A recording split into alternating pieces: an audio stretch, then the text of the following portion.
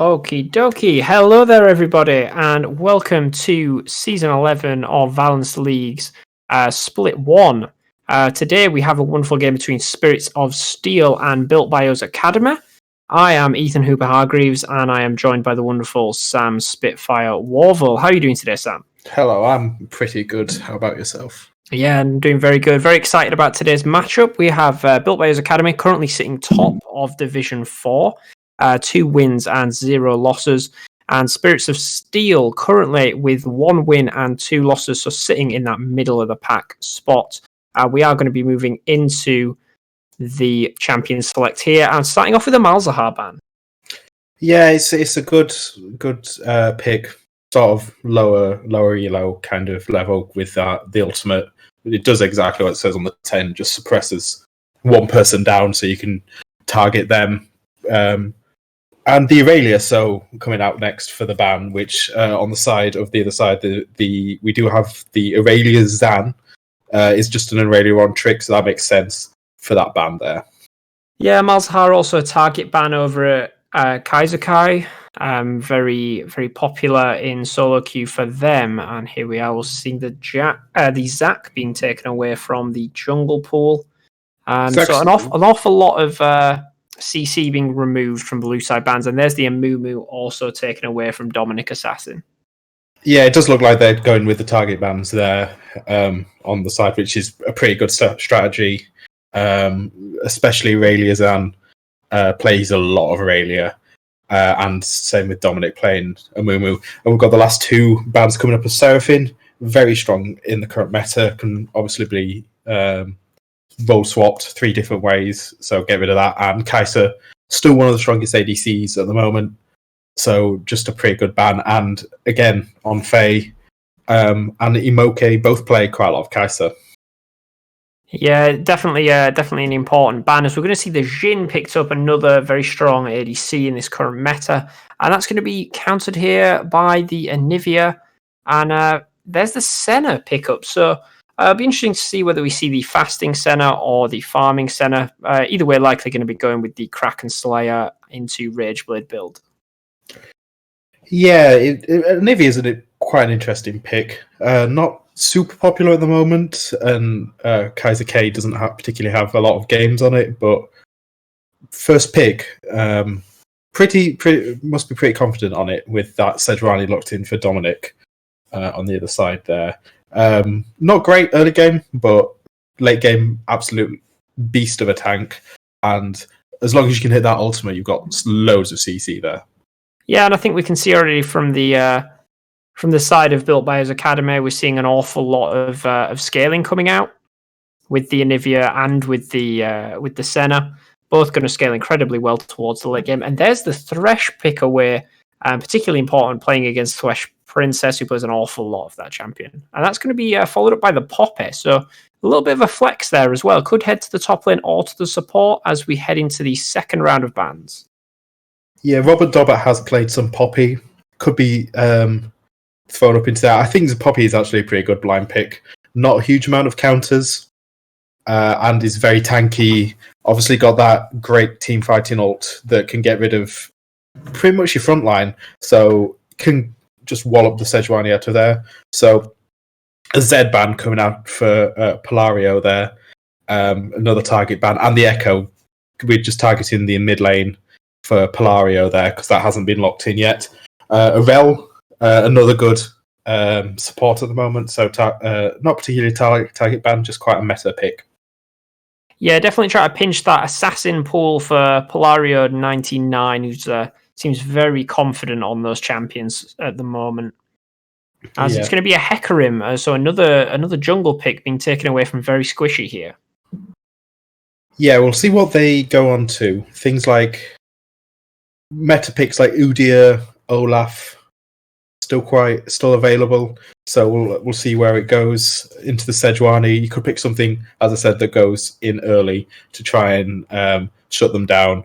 And that's the Alistair for Thresh there. Yeah, so that gives us the confirmation that Poppy is likely going into the top lane. So I believe it's just the jungle pick, unless they want to take a jungle poppy, which is a little bit unusual, but will likely be the jungle counter pick here, which is a little unusual. Normally you want to save that for one of your solo lanes. Yeah, they did pick the solo laners quite early, unless they do want to swap it in. Squishy is one of the better players on this lineup, so it would make sense to get the jungle counter pick, but also Sejuani was also picked fairly early.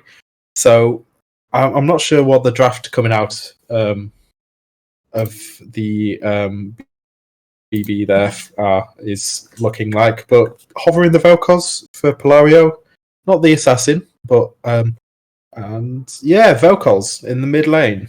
Interesting pick, very strong, very pokey, good for team fights. Very annoying to play against, and I hate it. Yeah, there's an awful lot of long range poke here with the Jhin combined. There's some excellent combos you can get out with the Deadly Flourish there.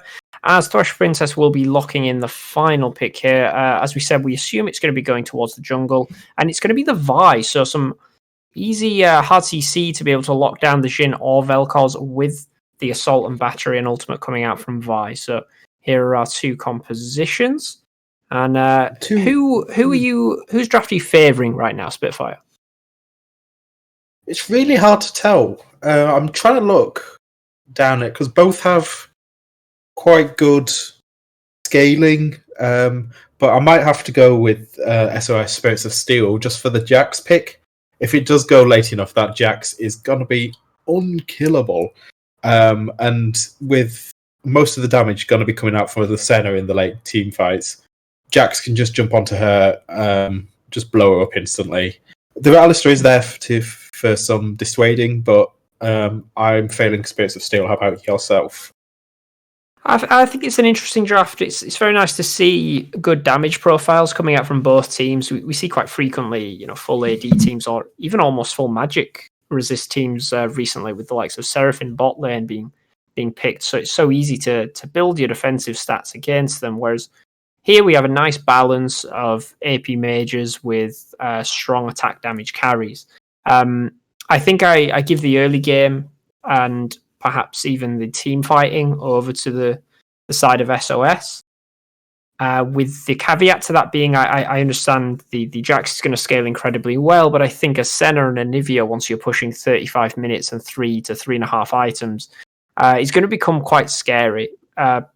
For the likes of Polario 99 and even Fair on this Jhin, who's a relatively short range AD carry in comparison to a Senna, with 40 to 60 stats against the likes of Anivia and Vi and even Popper. So it'll be interesting to see. Yeah, we'll have to see if this Jax does get really far ahead. Obviously, got to be quite the snowball. Probably just run through this comp, but as you said, Anivia Senna, very good scaling. So, and if they can play the team fight well and peel off the Jax, you can give it to the Built by Us Academy. So it's going to be an interesting game. See where everyone's priorities lie. Dominic might favour to gank this top lane, try and get this Jax ahead. Well, I was gonna pose that question to you, Spitfire. If you're in the position of these two jungles, where are you putting your priority in the early game here? So for Spirits of Steel, I'll try and get the Jax ahead. A fed Jax is obviously very strong, very snowbally. You can get that. Could just be an absolute threat in the side lane. Get it ahead of this Poppy, but obviously the Poppy is quite safe. Can just do well on minimal farm.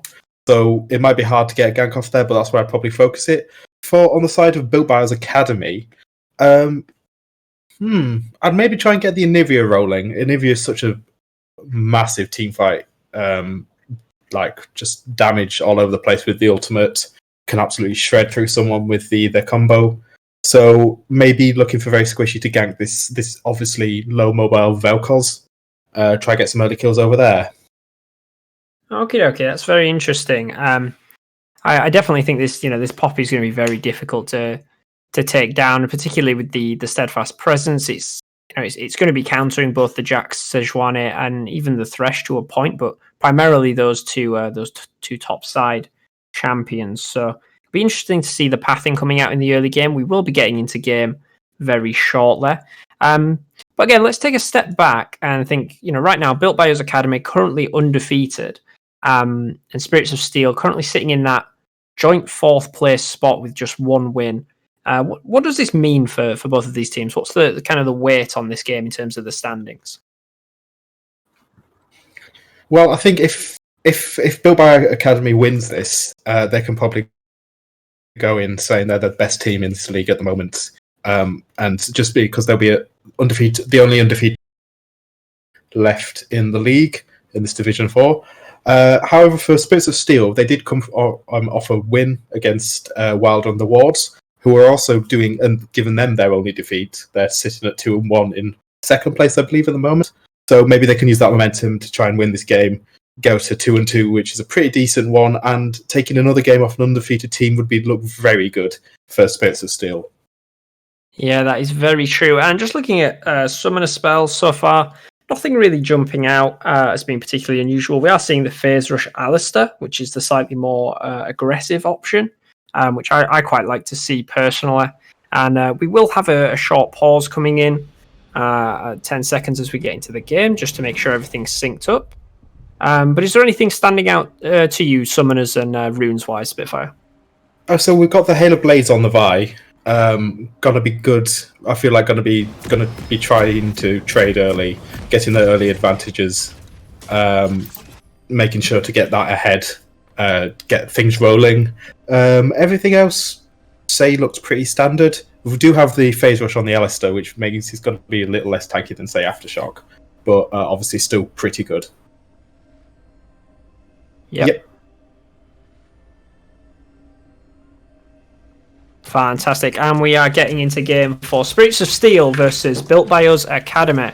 On the blue side, we have Aurelia Jean on the Jax, Dominic Assassin, Sejuani, Polario 99 on the Vel'Koz, Faye on the Jhin, and another Faye on the Thresh.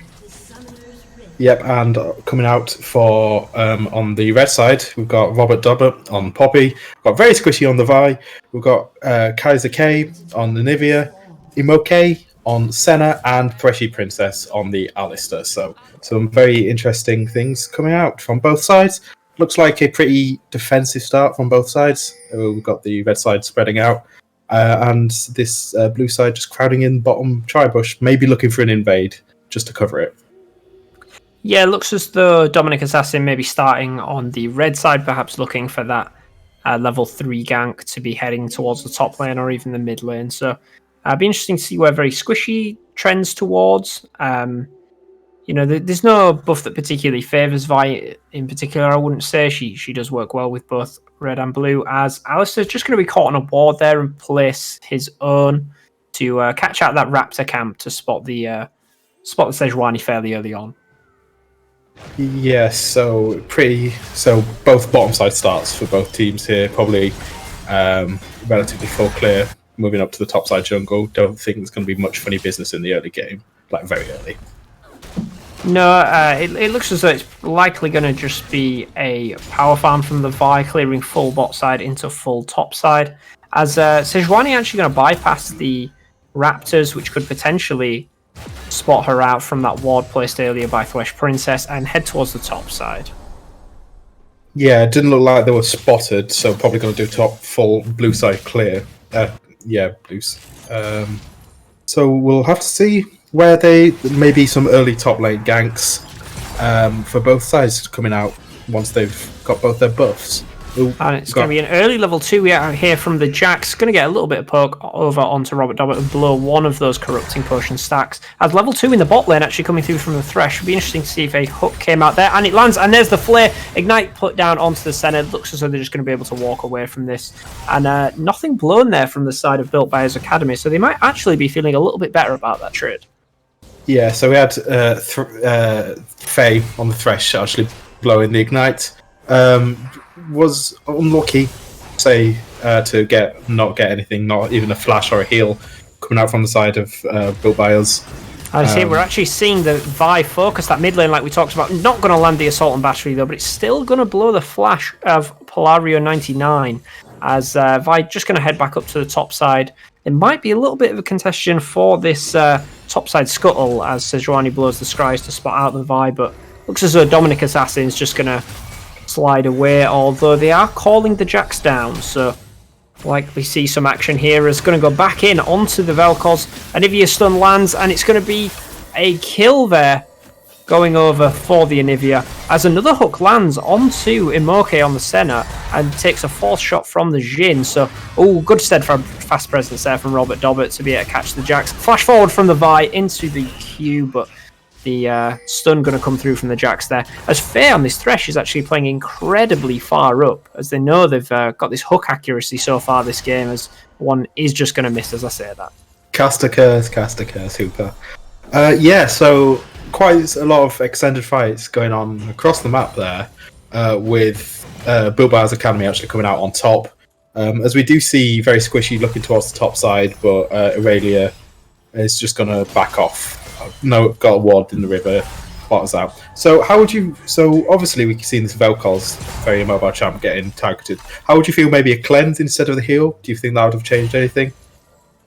I'm not a fan, as we're actually going to see another hook coming out into the Deadly Flourish, into the Flare. Can I get the shots off? Oh, it's going to be headbutted into the tower, and nothing doing for Spirits of Steel this time around. Excellent play from Thresh Princess there to thwart the attempt from the Thresh.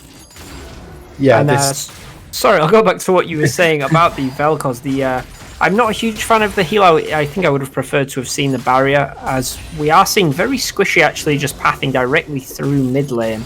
Perhaps looking for a gank and not finding anything, but there is no bottom scuttle, so we'll just have to head towards the Wolves and Grob. Yeah, I think I'd have preferred the if they wanted to go with this the safer option, not the cleanse, with the heal. I'd have put Barrier. Barrier is actually better for single target damage, as we just see another combo come through onto Barrio. Very nicely played there. Yeah, so heal's good in the bot lane because you can heal up your support as well, whereas in the mid lane you don't have anyone else to heal, so Barrier actually gives you that more health back, and gives you that more of a buffer, but we see the Vel'Koz with the heal instead. I will say, very squishy. He's just spent around a minute hanging around that mid lane with no camps around to steal or take out. Now looking at potentially doing the dragon, but has been caught on a ward and has not recalled yet for any item upgrade. So this is a very curious situation for very squishy to be in at this point, as it looks as though the Thresh has actually just spotted them out directly on this dragon. Yeah, we do see a lot of trading in the bot lane as another hook goes wide. Dragon's at 2k health. It looks as though that's going to be a pulverize onto the Vel'Koz. Q misses from Vi, but the center route is going to land, but it looks as though the Vi is actually going to get taken down. Vel'Koz is going to get healed, and the flash away from Thresh Princess, and there the Anivia can finally take down the Vel'Koz and flash away, but it looks as though you have to think the Alistar doesn't get away from this, but they're not going to commit to chasing them down, and they're actually just going to take the first mountain dragon of the game, as all of Built by His Academy are recalling. Yeah, so the Vi there took quite a lot of damage off the dragon as they were focusing onto Vel'Koz, and then obviously got bursted down. They would have wanted to kill the Vel'Koz earlier, because then they did manage to get the entire Vel'Koz, or the life form in disintegration rate out, which did a lot of damage, as just Vel'Koz just does a lot of damage.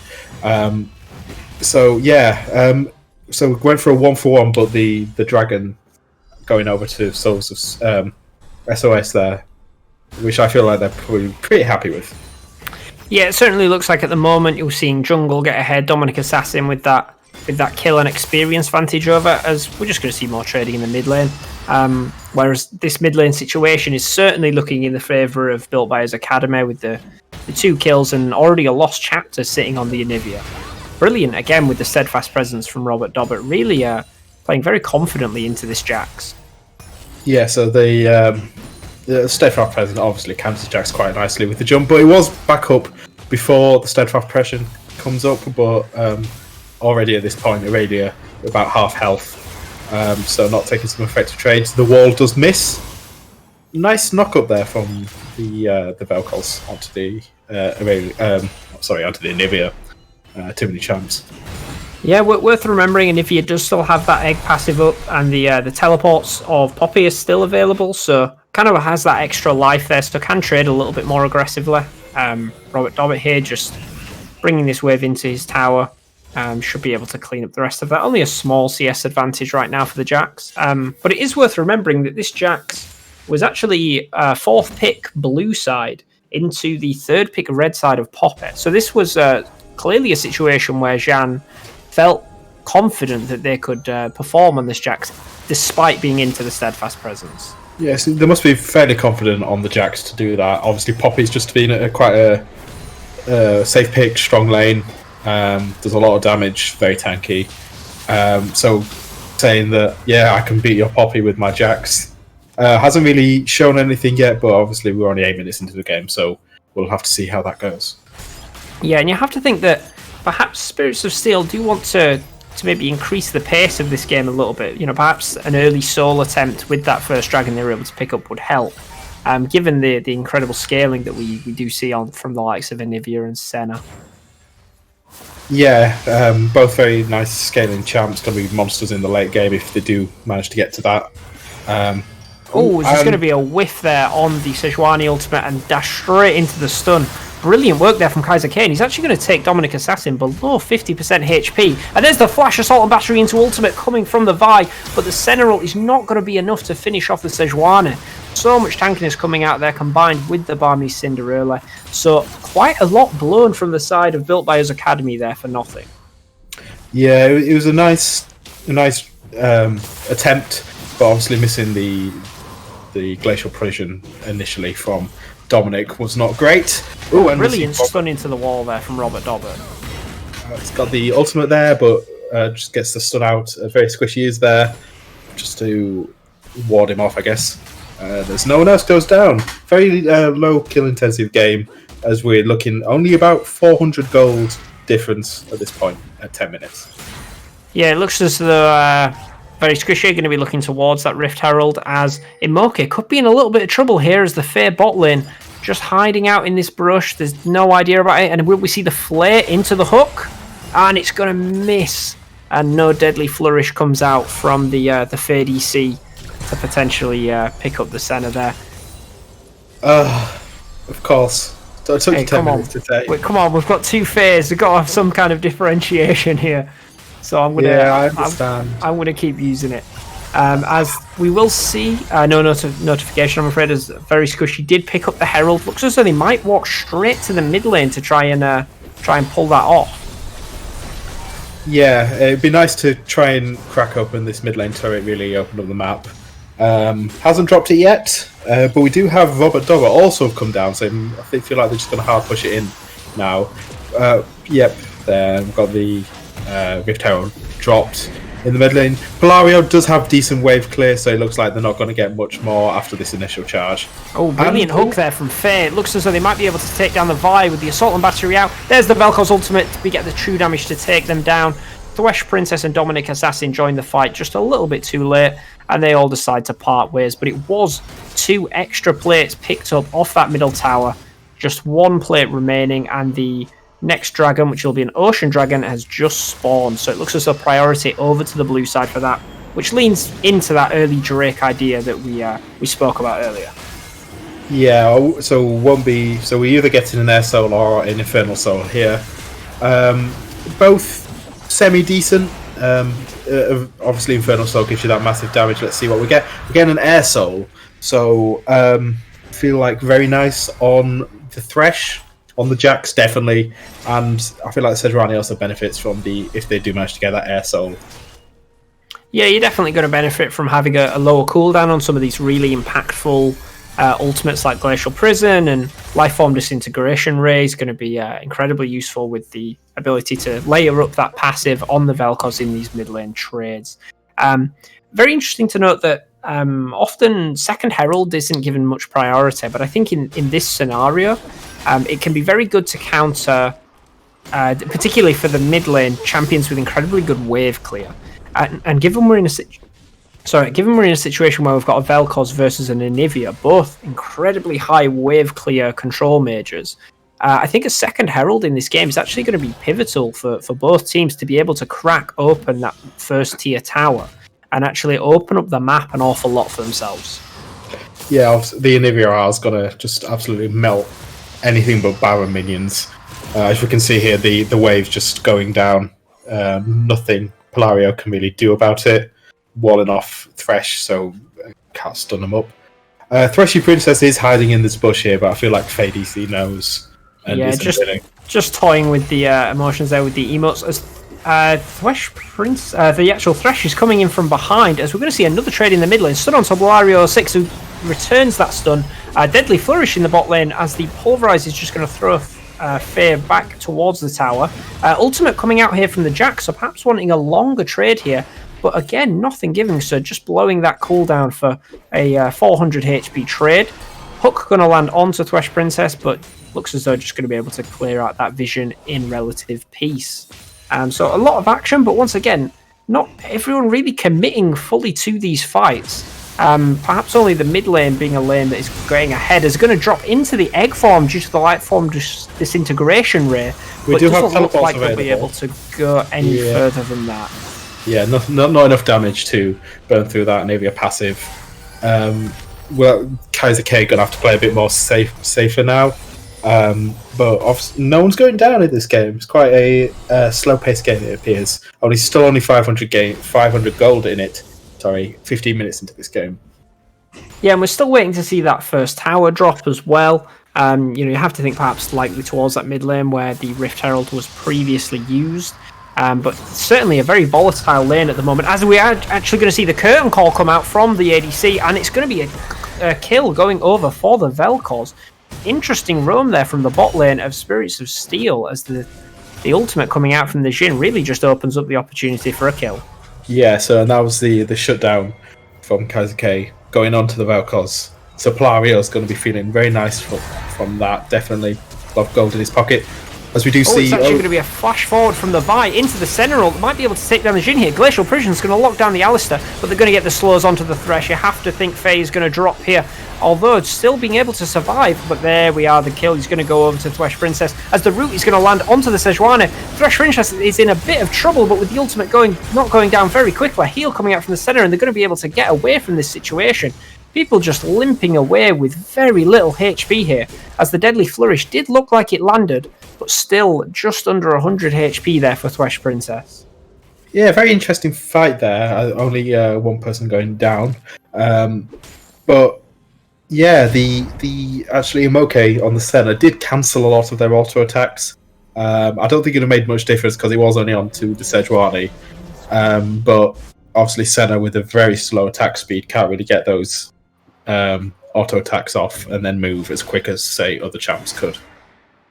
Yeah, and we're seeing a little bit of disparity here in the item pools of Faye and Imoke, as Faye's actually been able to pick up that Mythic with the Gale Force already, but sitting a little bit behind in CS, and maybe a little, has kept the Doran's Blade here. Imoke not quite managed to pick up that Mythic item, so perhaps these trades aren't going to be improving for the side of Built Bio's Academy. Yeah, we do see that the Senna has been farming, not playing this fasting Senna that we are seeing occasionally coming out for, not occasionally, quite common at the moment. But paired with the Alistar, he's just farming away. I wonder how many souls we're on. Let's have a look, 22 souls at 16 minutes. Not amazing, could be better. Obviously, more souls you get, but with farming as the ADC, you do tend to get a lot, as there is a trade in the top lane. Yeah, it's going to be a nice stun onto Robert Dobbert. Going to have to flash to the safety of their own tower, and unable to pick up that cannon, which is going to hurt a little. We have just been seeing the side. Oh, there's a hook. It's going to come out from Faye, but forced to flash due to the Anivia stun. Deadly Flourish is going to land onto very squishy, as Built Bio's Academy really want to put some priority on this dragon. They do not want to fall 3-0 down. But Spirits of Steel actually dragging down the Jax. Teleport coming in from Robert Dobbert. It is going to go to the Jhin, actually. Going to pick that up with the ultimate, as the Thresh is knocked into the team. The Vi ultimate on the backside going to hit the Jax, but the ultimate is just going to give him too many tanky stats to survive the Vi, as Vel'Koz is going to have to flash away from the Anivia stun, and it looks as though both teams are going to separate here. But a brilliant steal coming out from the Jhin to pick up the third dragon of the game for Spirits of Steel.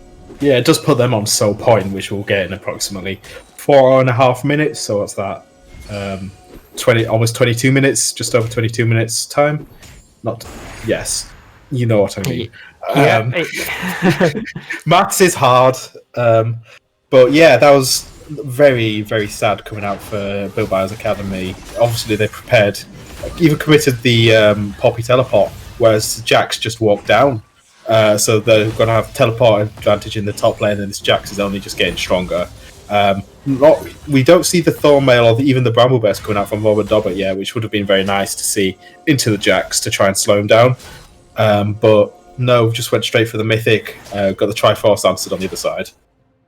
Yeah, like you said, it'll be interesting to see if they utilise that teleport advantage that they've currently got. Quite a painful situation there for Built Bio's Academy, which this is one of the first times we're fully seeing this team on the back foot. I believe only lost a single game but won the entire series. So it'll be interesting to see how they bounce back post 20 minutes here. The gold still is even, but you have to think that Dragon advantage just put them under a lot of pressure to avoid giving over that soul, as here's the priority we were talking about being put onto the second Herald. They are fully on vision with 3 members of Spirits of Steel around, and there we are. We're going to see the Jax jumping in onto the Anivia, doesn't land the stun, and he's then going to get stunned by the Popper. Really bad for Jean here, as the Anivia is going to get dropped into the passive. Looks as though they will be able to take the Anivia down, but they're going to commit even further as the Vi ultimate is onto the Sejuani, followed up by a Vel'Koz ultimate, which will take down the Popper. And it looks as though Vi will be able to slink away with the Q. But now it's Spirits of Steel that look as though they want to pick up that Rift Herald. Yeah, Built Bio's Academy knew full well they were on vision for that. Feels very scrappy. I don't know if this is the right word. Desperate, I feel like. Obviously, they wanted to try and push down as many towers, get a lot of standing gold. But Kaiser K walked across 2 wards, cleared the second one, but also Skull Shrine was down in the favour of Steel's for them. And the Jack got the rotation much quicker than the Poppy, was able to get onto them with Kaiser K actually tanking up the Rift Herald for quite a lot of that fight. Being killed by the Dominic, which isn't great, but still at 2-0-3, Dominic's not having a bad game. Having got some decent gold onto him, completed his Mythic. So felt very desperate coming out from Built Bio's Academy there, and they have been punished for it. They're about 2k, just over 2k now, 2.5k down at 20 minutes, so a bit of a swing coming out from Steel. Yeah, we'd been talking about this even game state, even gold going into that fight, and how previously we'd spoken about the scaling on the red side. And that perhaps an even game state at this point would be in their beneficial situation. So it's surprising to see them overstep there and try and go for that Rift Herald. They are going to lose 2 towers in the mid lane for that, which again, like we mentioned, really opens the map up, particularly against a champion like Anivia that could have held that tier 2 tower for an awful long time, you have to think. As it's actually going to be the Anivia in the bot lane, landing the stun onto the Anivia, and the Gale Force is going to have to be used. But the follow-up with the hook and the deadly flourish into Flare, here's the curtain call. It looks as though Kaiser K is going to be taken out. Can he get his dancing shoes on? As the final bullet will hit from the Fade EC, and it is fantastic play from the bottom lane of Spirits of Steel. Yeah, so it was a nice combo coming out from Kaiser K. I feel like he maybe thought he could kill them before they could respond, but coming out, Fade EC coming out with that Gale Force, managed to get out of the ultimate quite nicely. And then the follow-up, very nice from Faye on the Thresh to lock down Kaiser K, managed to slow him with the ultimate, with the Flay, and the last bullet coming out from the curtain call just to snipe him down. It's very strong. That was first kill onto Fade EC. Obviously, Jin still got to be very strong with the Dark Harvest in the late game, so you can't negate that. Yeah, it's looking very difficult right now. They're moving towards the Collector on the Jhin as well, which is going to increase that power even more. As Poppy's teleport should be back up very shortly, perhaps able to get towards this dragon, but they're gonna teleport the Jax in even before this dragon has been started to try and get complete priority over it and push that Vi out of there. Yeah, very very squishy.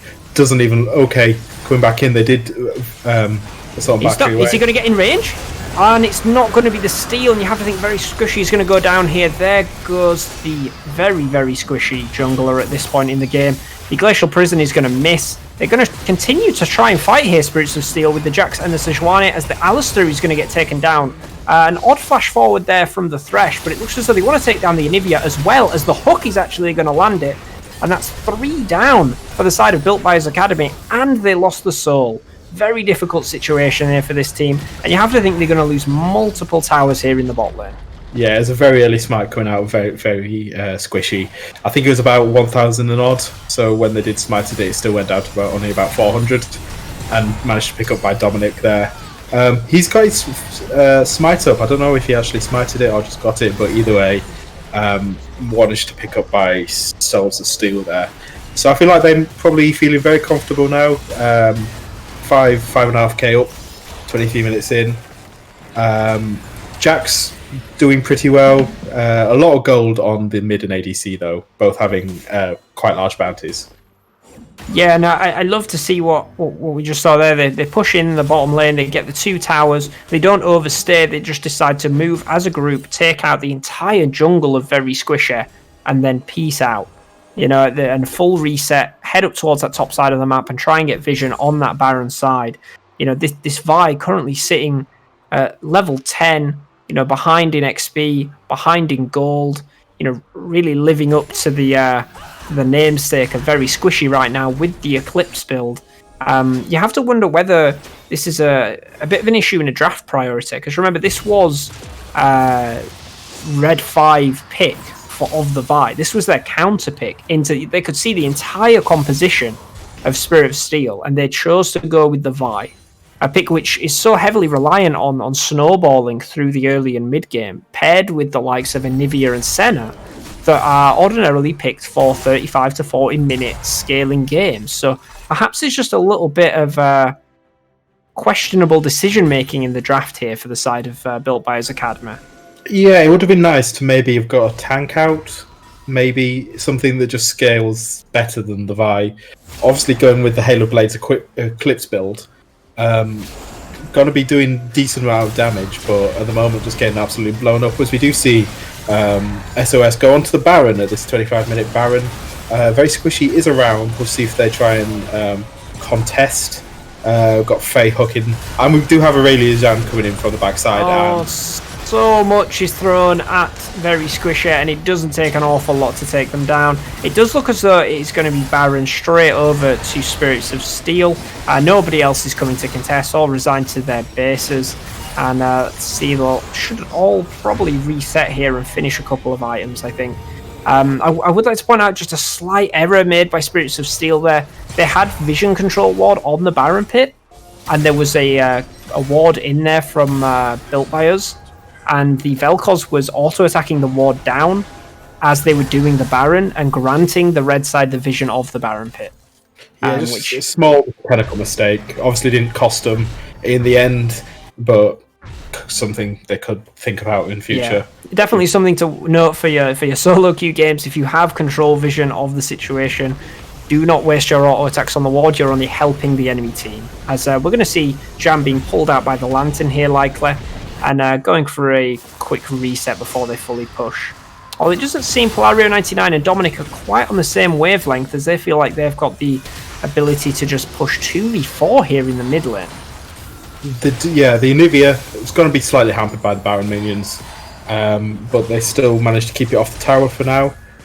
4 players mid. I'd like to see them try and crash both side lanes in to try and spread out the wave clear. Obviously with the Baron can obviously push quite nicely, and the Jax can sit in a side lane. And probably bully the Poppy at this point. It's completed the Titanic Hydra as opposed to the Bramble, which has finally come out on the side of Robert Dobbert. Yeah. I just want to get your thoughts on a little conversation that's also been happening in the chat here, Sam. Yeah, I've been watching. The Everfrost on Vel'Koz. We've got some interesting, a lot of opinions about this floating around in the chat here. I'm curious to get your take on it. How do you feel about this pick in comparison to the likes of a Liandry's or a Ludens? I'm not going to lie, I'm not very well versed on the Everfrost. I don't see it being built a lot, just generally in my games. So it does, it's got an active, if you didn't know, that fires and does magic damage in a cone, and also slows. I can relate it probably most to the sort of the freeze gun, the GOP 500. that was in for last time. I can kind of see where it's coming from. Oh, wait, sorry, I'll just interrupt you there, as it does look like we're going to get the Vi moving onto the Vel'Koz, who's able to flash out, but it's going to be the Pulverize onto the Thresh, stunned by the Anivia. Doesn't look like they're going to be taken down, though, with the Locket of the Eye and Solaris Shield doing a lot of work for them there, as they are able to protect themselves. It's going to be a great hook onto Imoke, but you're going to flash away, and the Thresh is just going to take more damage from the tower. And nobody going down here, but it looks as though Spirits of Steel probably in a little bit of a better position, but the Elder Dragon is going to be coming up in 5 seconds, so if you're thinking of a comeback situation, this is possibly it for Built Bio's Academy. Yeah, 5-man running down to the Elder Drake. Got to try and burn through this. Senna, it's got the completed Kraken, got the Rage Knife as well, so got decent attack speed, going to be doing decent damage. However, always going to be the curtain call opened up there, as it looks like the Dragon's down to 3k. The Jax is going to jump in, the 4-man stun into the life form disintegration ray. The Dragon's there. The Dragon's going to be taken by very squishy, as it looks as though Imoke is going to get taken down. The red side have got the Dragon, but it doesn't look like they're going to be able to get anything with it, as there's the Everfrost going to lock down the Alistair, and Faye's just going to pick up another kill. So, despite everything, the Vi's going to get taken down as well.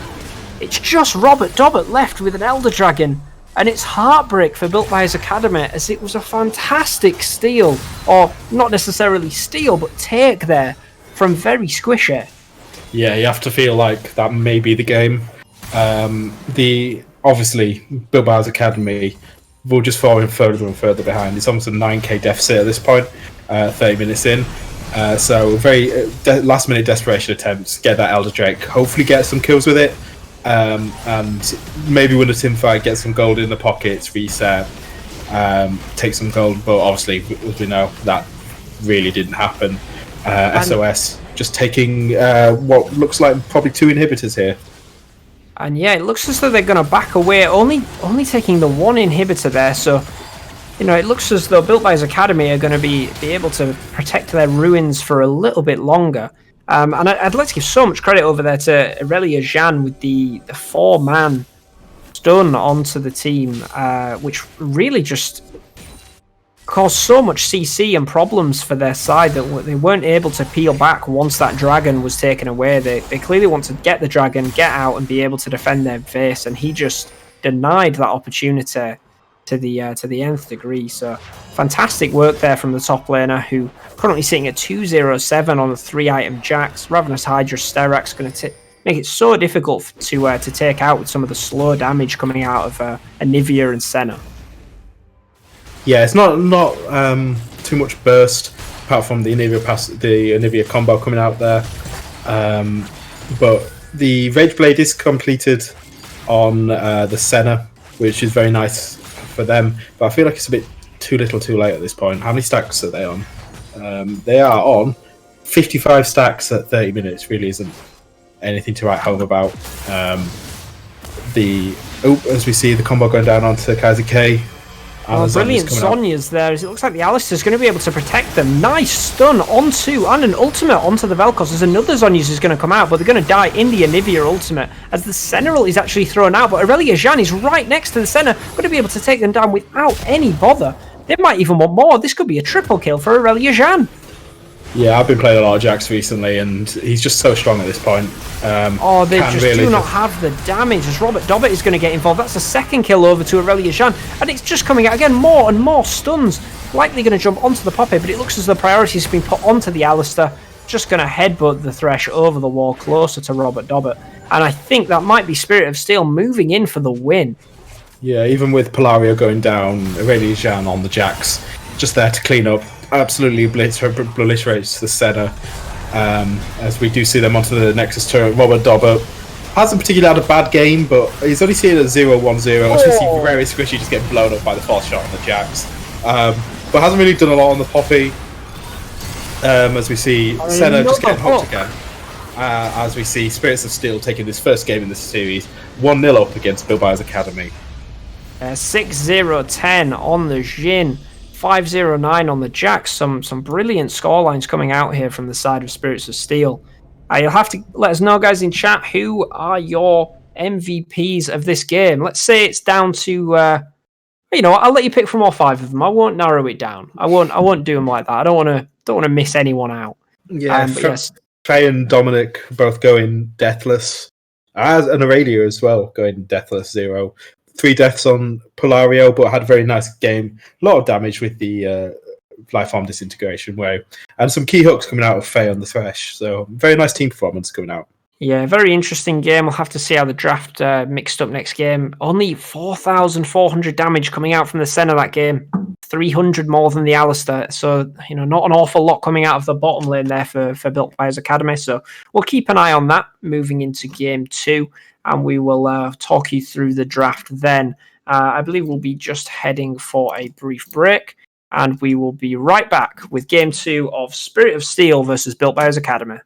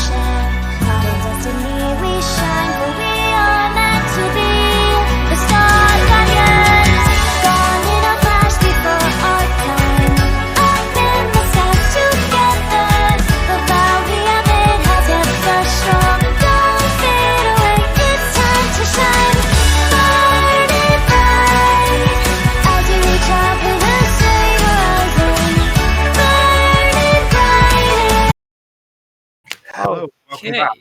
Yeah, welcome back to Game 2 between Spirits of Steel and Built By Academy, with Spirit of Steel going 1-0 up after I'd say quite a convincing first game. It was quite close in the early game, but as soon as Spirit of Steel had their lead, they didn't let it go, got Soul Point, got Elder Drake, got Baron, finished.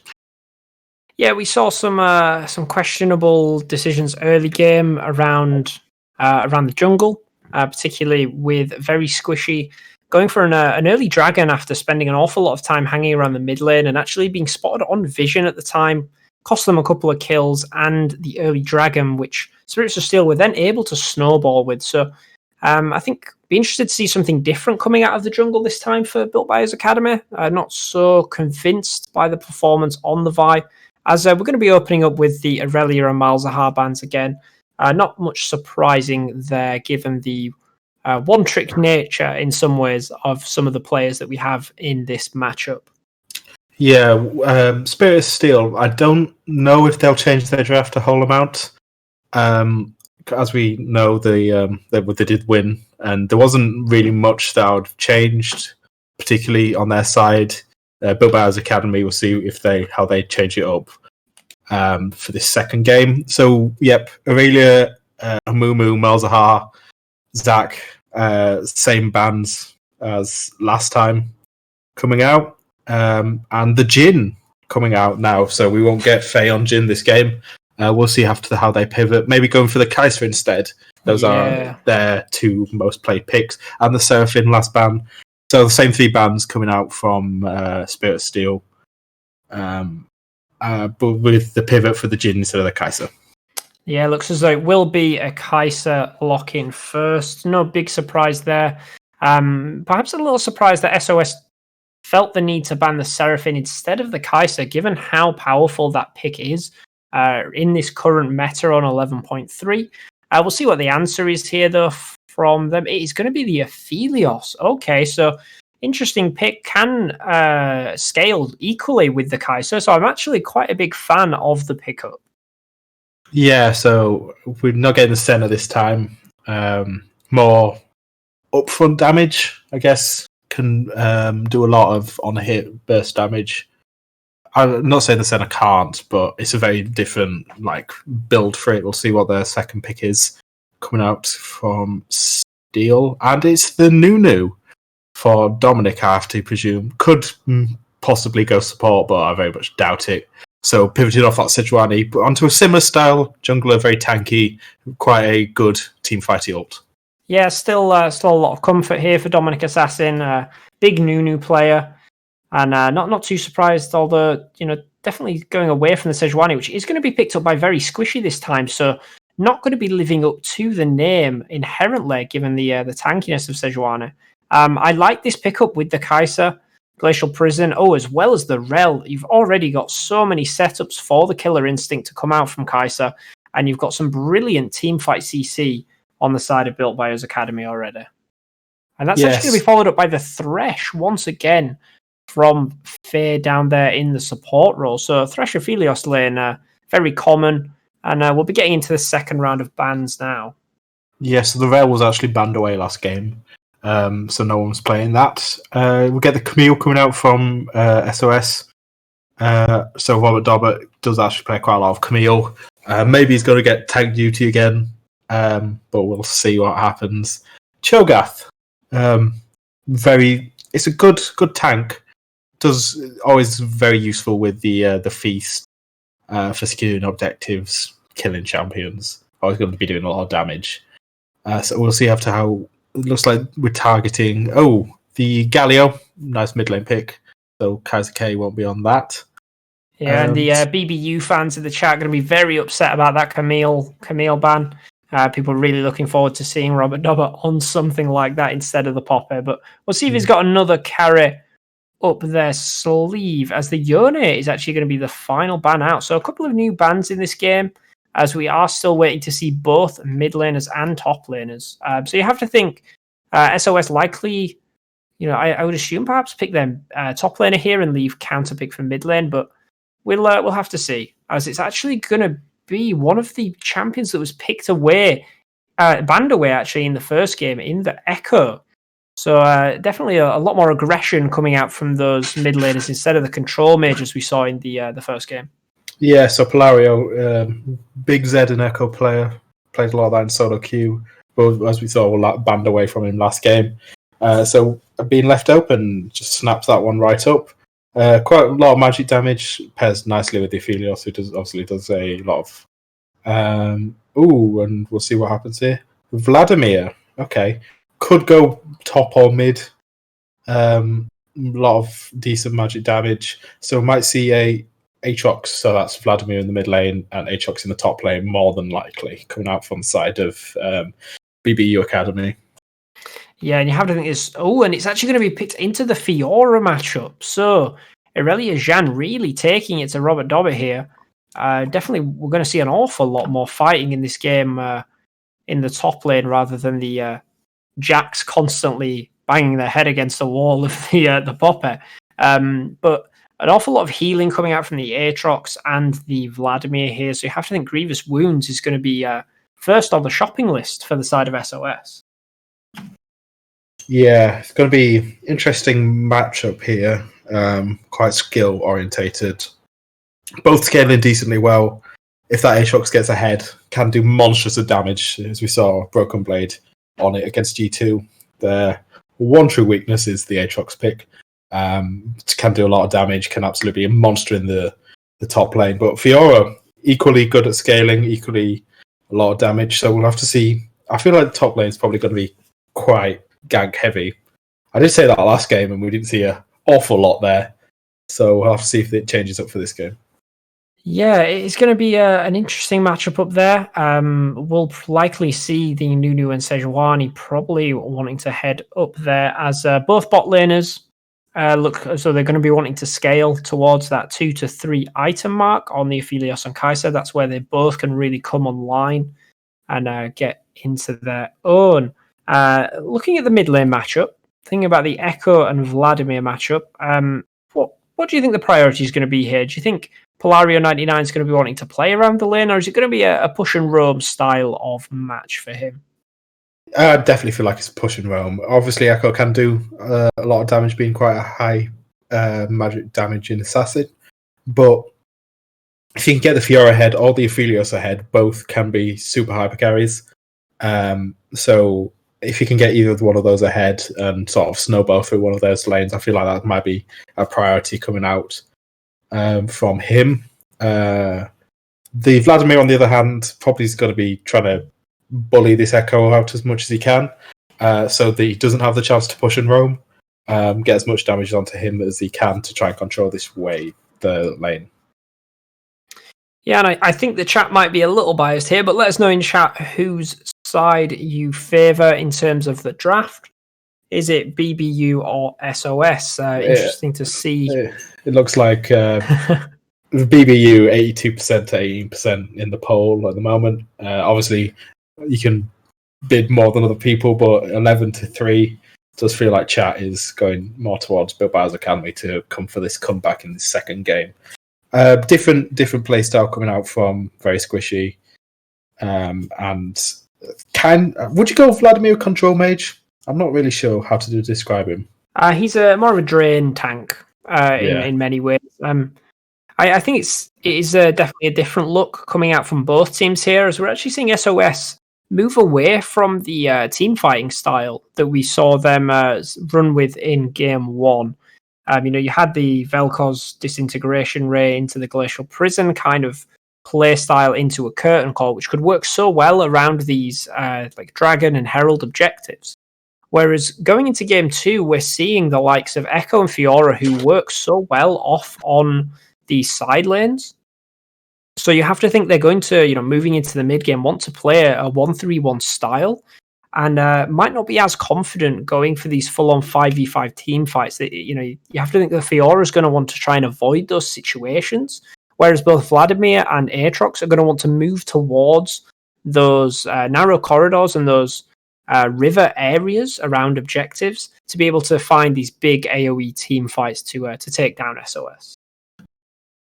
Yeah, it's going to be interesting. Definitely different play style coming out for the second game. Playing the 1-3-1 more than likely for the side of Spirit of Steel, with the side laners being Fiora and Echo.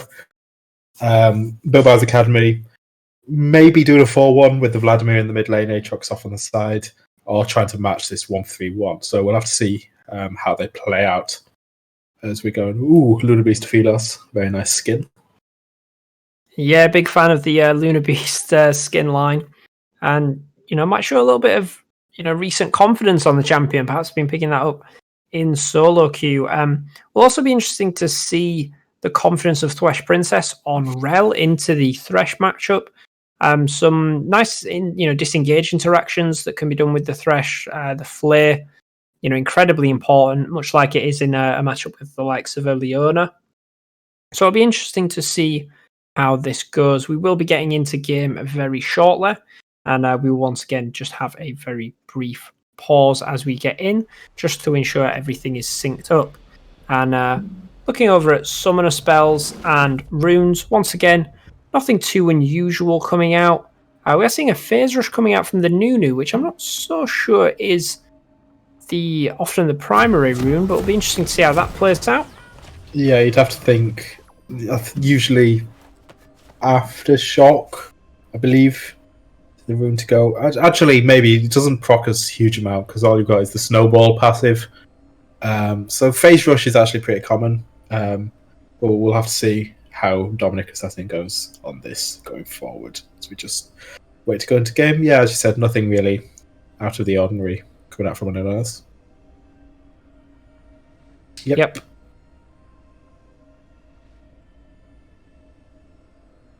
Fantastic. So we are going to be getting into game 2 on the blue side. Robert Dobbett again on the Aatrox. Very squishy on the Sejuani. Kaiser Kai on Vladimir. We actually have Jan this time on the Kaiser. Sorry, I hadn't quite noticed that roster swap there. And Thresh Princess going to be on the Rel. Yep, and on the other side for SOS Spirit of Steel, we've got Aurelius Jan on the Fiora, Dominic Assassin on the Nunu, Polario 99 on the Echo, Faye on the Philios, and Faye on the Thresh again. So yeah, as we see teams kind of spread out again, it looks like we're not going to have another invade. As it seems to be for most of the games we cast. No one really invades. No, you get an awful lot of safe openings. Teams, not really looking to coin flip early on, like we prefer to do in solo queue. But yeah, it does look as though we've got Jan coming here in the bot lane instead of Emo-K. Emo-K more of a jungle player actually, so kind of makes sense perhaps with some of the players that we were seeing in the bot lane, and perhaps a lack of confidence in playing the Senna. We saw some quite poor positioning against the Thresh, but that makes sense coming from perhaps a jungle main. So might see a little bit more confidence coming outside of the bot lane of BBU in this second game. As actually we're going to see the Sejuani starting off on the blue side this time, so we might see some vertical jungling occur here if they want to pop over the wall and try and take that red. Yeah, we'll have to see how they path with the Kaiser Rel, a very much more aggressive lane than the Senna Alistair, which is more just stopping the engage, I guess, with the Alistair batting people away. But Kaiser wants to go forward, as we do see some trading in the top lane. I feel like it's going to be a lot of just quick skirmishes coming out from both sides.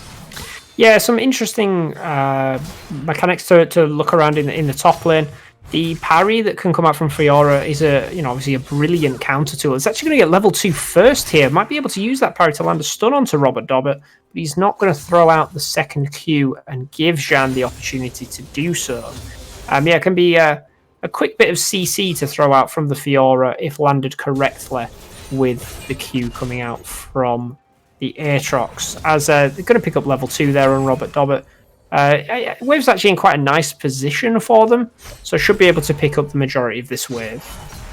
Yeah, it's got quite a lot of there points, we are going to see the interaction exactly, but taking 2 tower shots from Jean there, so not the most ideal trade, but going to flash in, and it's just going to be a respect flash. There's no tower aggro, it's actually caught. So 2 flashes already blown in the top lane. Might even go further with this, but just going to push Robert Dobbett even further back. So you have to think both junglers are going to be wanting to move towards that top lane as soon as possible. As we're actually going to see the Sejuani move down to bot lane, but was standing on vision, so just going to take the Scuttle Crab instead. Yeah, it would have been interesting to see what would have happened if they hadn't flashed away and Aurelia Jeanne would have got onto, obviously flashing into tower range. Would maybe have got the kill and got out. Probably not got out even. So we're actually going to see a gank in the mid lane, but going to be able to dodge away from Aurelia Jeanne. Once again going for an aggressive trade onto Robert Dobbett. Lands the stun again, able to pop the passive. No flash available for Robert Dobbett, but he's actually going to take down the first kill. And Nunu is going to come in here, might get the counter kill onto Robert Dobbett. Snowball lands, snowballs, and then the auto attack to take down, but the teleport up there from Vladimir. But there's more action in the bot lane. Full passive stack from Kai'Sa onto the Aphelios, but just the heal blown and the flash from the Thresh in return for the ignite from the Rel, as Nunu was able to escape in that top lane play with the Vladimir teleporting up there. They are going to be swapping Robert Dobbett down into the middle lane, perhaps due to that countering situation with the Fiora para, but maybe just given the map state, as we are going to see the ignite thrown down from Faye onto the Rel, but not enough damage to follow up there. Yeah, very nice coming out from Robert Dobbett on the top lane on the Marva carry instead of Poppy this time. Obviously knows the champion quite well, knows how much damage it's going to do, and managed to out damage the Aurelia and also get out as well. I know the Nunu picking up almost got out with the if the Nunu wasn't there. So trade or cross, as we see Aurelia just taking some damage onto Kaz as well. So yeah, interesting start, but we do see Spirit Steel slightly ahead here. Yeah, you have to question the over-aggression really coming out from Jeanne there, fighting inside the minion wave, so much damage was coming out there, as Kai'Sa Kai is actually going to get caught out by the Nunu here. Probably not going to have enough damage to take him down, but Robert Dobbett is actually going to join, as we're actually going to pan to the bot lane, as there's 3 versus 2 down here, but Aphelios is returning so much damage onto the Rel here with the Calibrum long range here, but nothing really happened in the top side. Looks as though Kai'Sa Kai was able to recover safely and move towards that mid lane again, as we are back in the lane assignments that we thought we were going to be in. Yeah, the Nunu quite hard to lock down with the snowball, just to get out of there. Yeah, very squishy. Had a more of a calm early game this time, trying to farm up.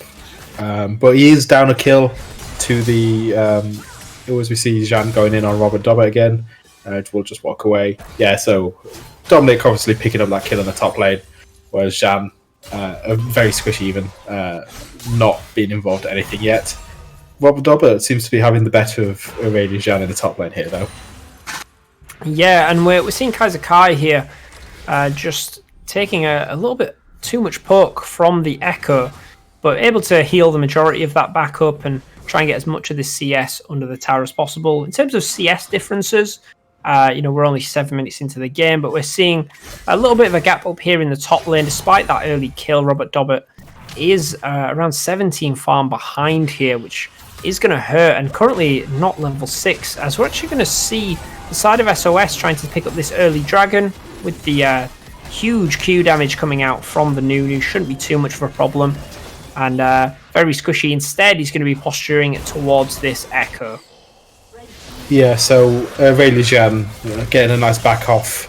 Picking up the Executioner's blade, Executioner's calling, to stop this healing coming out from this Aatrox. A very nice pickup. And there's the dash in with the Sejuani right around the corner, but it's going to be the ultimate coming down from the Fiora. Can he take down the Aatrox in time to get that healing? Doesn't look like it. I was going to continue to go in, but the parry doesn't hit anybody. And is Jeanne going to get out of this? As there is the damage. That healing, that Q into the W from the Fiora managed to keep Jeanne alive. Very well played from Jeanne there. Very squishy, doing pretty well to get the passive down to actually stun Aurelia up. So not to actually kill Robert Dobbett, who probably would have gone down if Very Squishy hadn't have been there. So nice countered gank as we see Threshy Princess engaging on the back line, flash out from Faye. Yeah, brilliant little crash down there from the Rel, but they're actually going to pass the damage over onto Jeanne, as the crash down is then going to kill Faye on the Aphelios, who didn't have any flash or heal, and it looks as though Jeanne is going to be able to get away from this. So in a 2v3 situation, it looks as though BBU are actually going to come out with the kill. Yeah, very well played by Threshy Princess there. Picking up Faye as when Thresh wasn't there to save. Did get some decent damage back on the Aphelios, but the crash down, as we saw, just absolutely wipes him out. Gets that kill, and both of them managed to get out. I've been fairly confident on the side of BBU there. We're going to see a snowball into the mid lane, but you have to think it's just going to be a pool out of the Vladimir, so nothing giving, but the Echo will be able to return just a little bit more damage. Yeah, we all hate ganking of Vladimir, just pulls and runs away. But we do see the brilliant Ignite flash onto the Vladimir. Looks as though they're going to be able to get away, but no teleport, so we'll likely lose this entire wave, so quite a big experience loss there.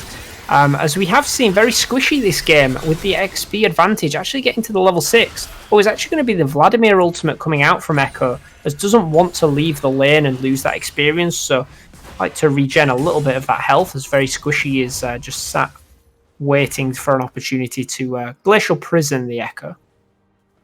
Yeah, so the Polario does seem to be bullying the Vladimir a bit now, getting the best into some just pretty much 1v1 trades. We did see the jungler go in. We see a snowball in the top lane onto Robert Dobbert. Let's see if this connects. Yeah, just the parry not landing on anything there. It's going to blow the flash from Robert. But yeah, really being punished in this lane. Still about 14 CS behind and a little bit in experience, I believe, as well. But still able to thwart the gank. It'll be interesting to see if anyone wants to move up towards this Herald before the 14-minute mark to perhaps utilise its power and true damage on some of these towers, but not currently is the situation. Yeah, so even though 1 kill advantage to BBU Academy, gold is pretty much even. Oh, there we go. Once again, it's the Fiora ult being called down. It will be able to pop all 4 vitals. It's actually going to be a dash a little bit too far, so they have to blow the flash, but should still be able to take down Robert Dobbert with one last Q. No, going to miss on the riposte, as we're actually going to see an engage coming in from Polario 699 on Kaiser Kai, but nothing doing there. You have to think Aurelia Jean should have been able to pick up that kill on Robert Dobbert, and will they regret not picking that up later? Yeah, slight mechanical misplay coming out from Aurelia Jean there, not landing the dash. As we see a bit of going, electrocute goes off. Yeah, but just pulls away as Vladimir's tend to do. So we see very squishy going in the force the flash out from Polario. It's going to be the ultimate chrono break back from the Echo though, so now running down towards the bot side. Looks as though very squishy. He's going to be able to chase this with the slows and perhaps the stun now coming in. It's going to be a kill over for very squishy, as Faye is going to flash away from the crash down. Doesn't look like much more is going to happen here though. A little bit follow-up damage from the Aphelios, but not anything more happening here. As very aggressive positioning there from the Echo to be taken down in a gank.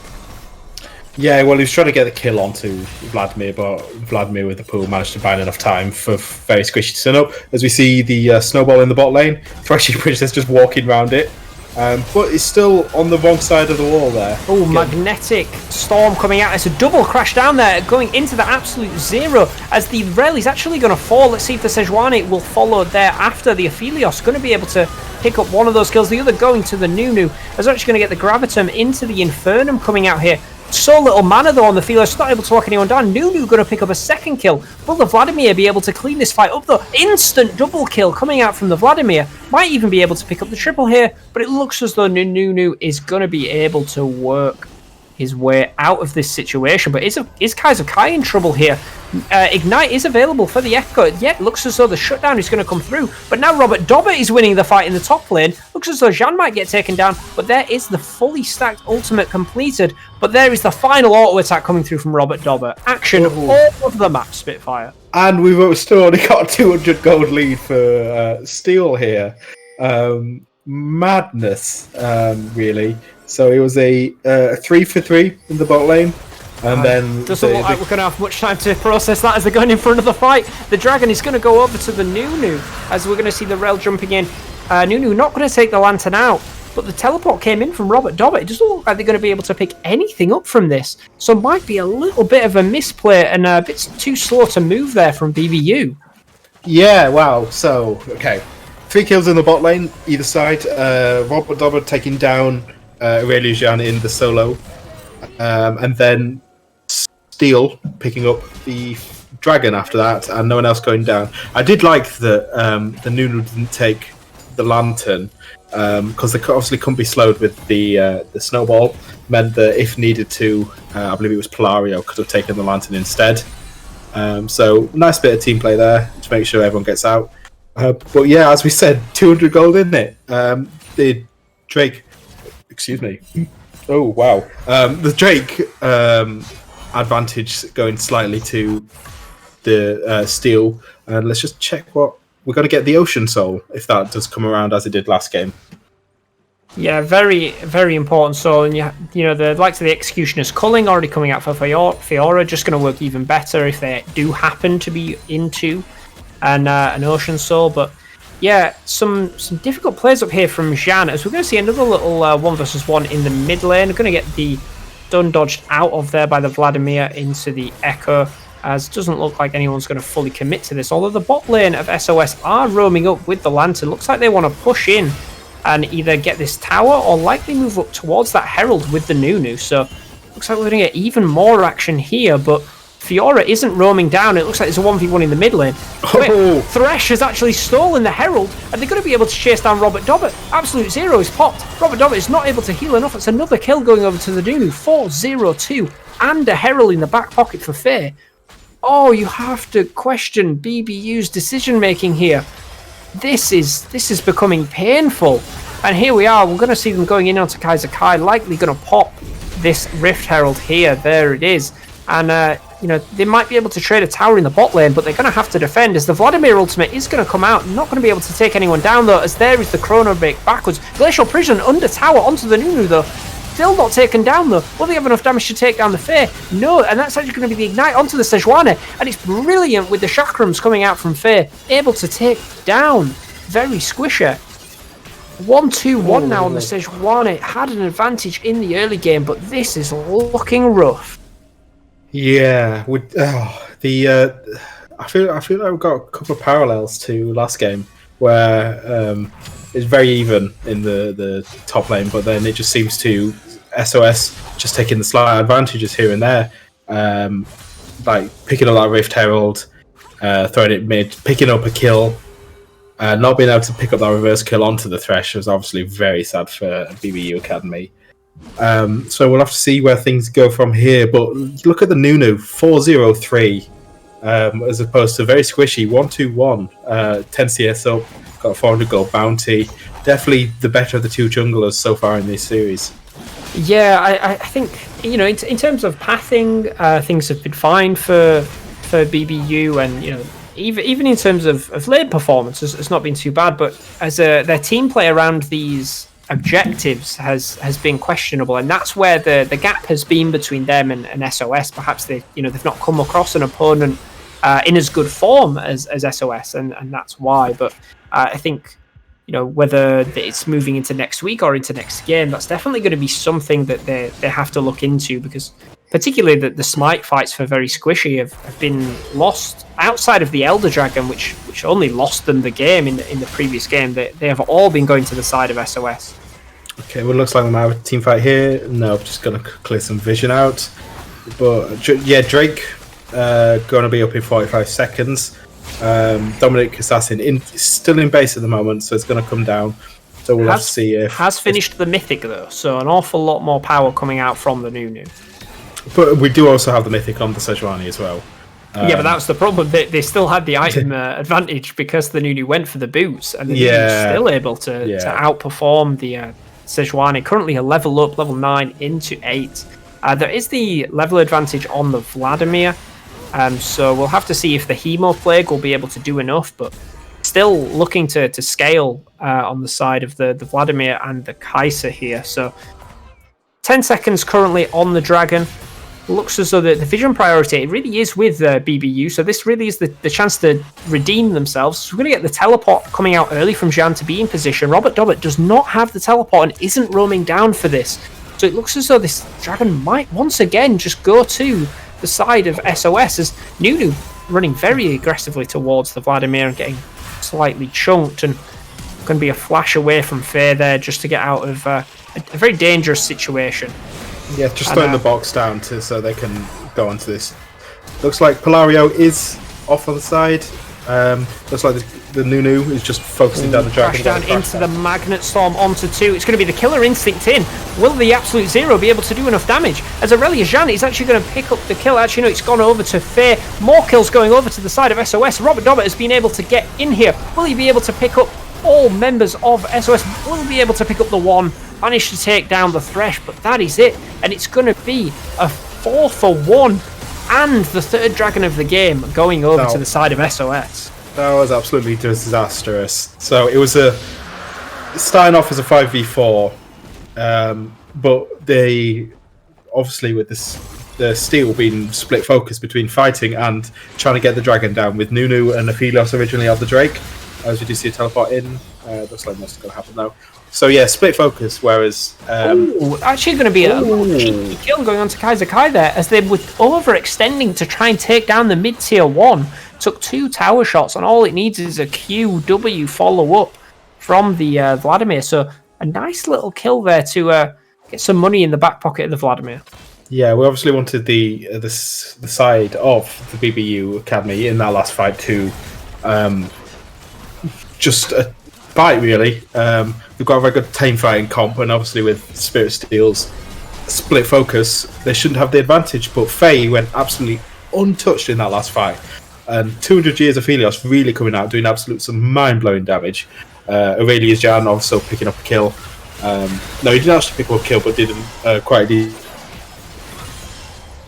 Yeah, you could definitely see the power that could come out from Robert Dobbert's Aatrox once it joined that fight. The issue was the teleport was so late because of the cooldown that they were only able to join once 3 members of their team had already died.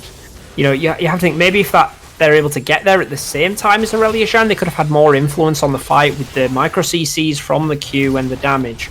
But those teleport timings really working in the favour of SOS, and we're 3.5 minutes away now from the next dragon. Currently at 20 minutes. It is only a 1.2k gold advantage, so still incredibly close. The tower advantage is currently with the side of BBU. Will likely be a 2-to-1 advantage once that top lane tower is taken. There it is. But very sketchy position here for BBU, as they're actually going to send the Sejuani up top lane, if we could pan up there. Yeah, and it looks as though the Glacial Prison is actually going to be parried. Brilliant work there from Aurelia Jeanne, as both ultimates invested from Robert Dobbert and Very Squisher. As we're going to see a 1v1 go into the pool here. Looks as though Echo wants to dive the tower on this, but will decide against it. Both teams now posturing towards this top side. They know that for the next 3 minutes of the game, so much of this priority needs to be put on the Baron side of the map. And it looks like they're going to try and hunt down Robert Dobbert, but they will not be able to find him. As I am not sure whether we're having a little bit of issue with my co-caster, but I will talk us through this anyway. It does look as though Faye is going to be a little bit close up, but not going to be punished by the side of BBU. Just going to be clearing a couple of camps. I'll just take a little bit of a look down the mythics. Apologies, I'm back. I believe my internet just died. I was just talking. I was in the middle of talking, and I was talking to myself because I thought you had gone. Oh no, yeah. So sorry about that, folks, but we appear to have fixed the issue. Taking a look down, Mythics is almost all completed now. Not too surprising to see the Gore Drinker coming out, as we're actually going to see Polario taking an aggressive trade. There's the Hemoplague. Surely it's going to have to be the shield coming through or the ultimate. Neither going to fall here, as it looks like Robert Dobbert wants to take an aggressive trade in the mid lane, but nobody wants to take that Barner. Yeah, Gore Drinker coming out from the top lane, as the Sunfire coming out for both junglers. Rocket Belt for the Echo, not too unsurprising. Night Harvester on the other side. Kraken Slayer actually coming out from the Kai'Sa actually surprises me a little bit this game. What are your thoughts, Sam? Yeah, so obviously Kai'Sa's got some decent choices in build paths. Can go Gale Force, can go Kraken Slayer. There isn't a huge. Obviously, the Nuna's going to be quite tanky, but the Kraken Slayer. Maybe I feel like Gale Force would have probably been better for the movement speed, the movement repositioning, even with that active. Can I just ask what second you're on? Because I'll need to refresh. 20. Sorry, I'll tell you when I hit 23:30. Okay. 1 second. 23:30. Yep. And now. So, Okay.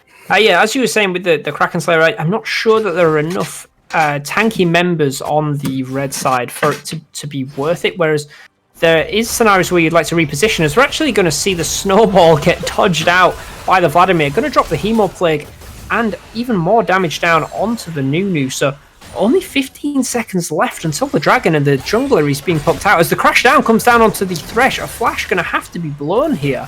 It looks as though Echo will be able to slide his way over that wall, but you have to think SOS not in the best position for this Soul Drake now.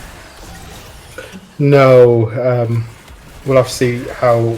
It's going to be a great hook landed onto the Vladimir, but into the pool. Will they be able to chase down a kill? As it's actually going to be the Dragon over to the side of BBU.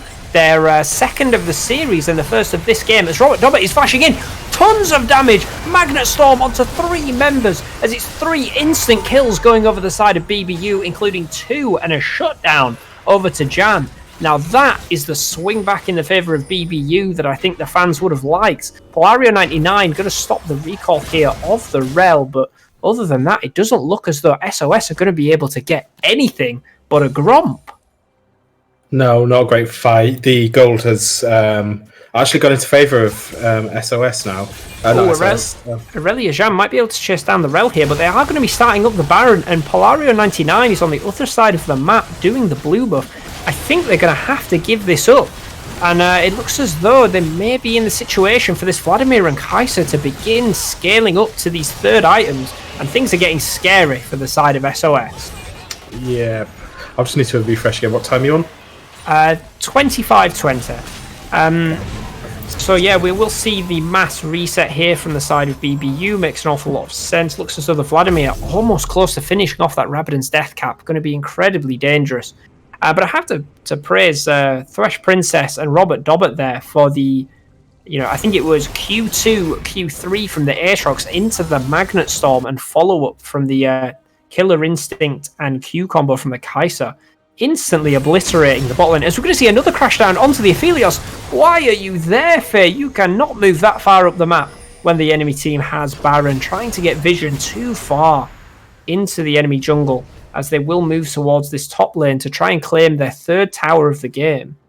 Yeah, we've got a 3k lead now for BBU Academy, as we see just a bit of poke down on from Aurelia, but the full team's there, not going to do a lot. Got the Kaiser K in the bot lane, just making sure Polario doesn't do anything as they take down the top lane tower.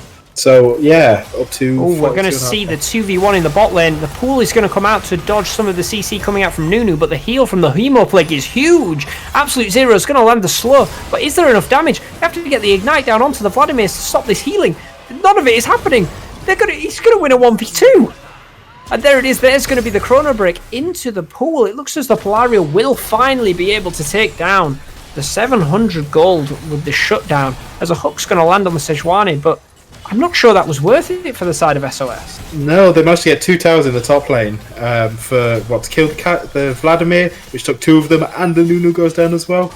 Yeah, it's definitely looking better and better for BBU Academy here, as they just get full reign in this topside jungle now, as they rotate into mid lane to hopefully get this tier 2.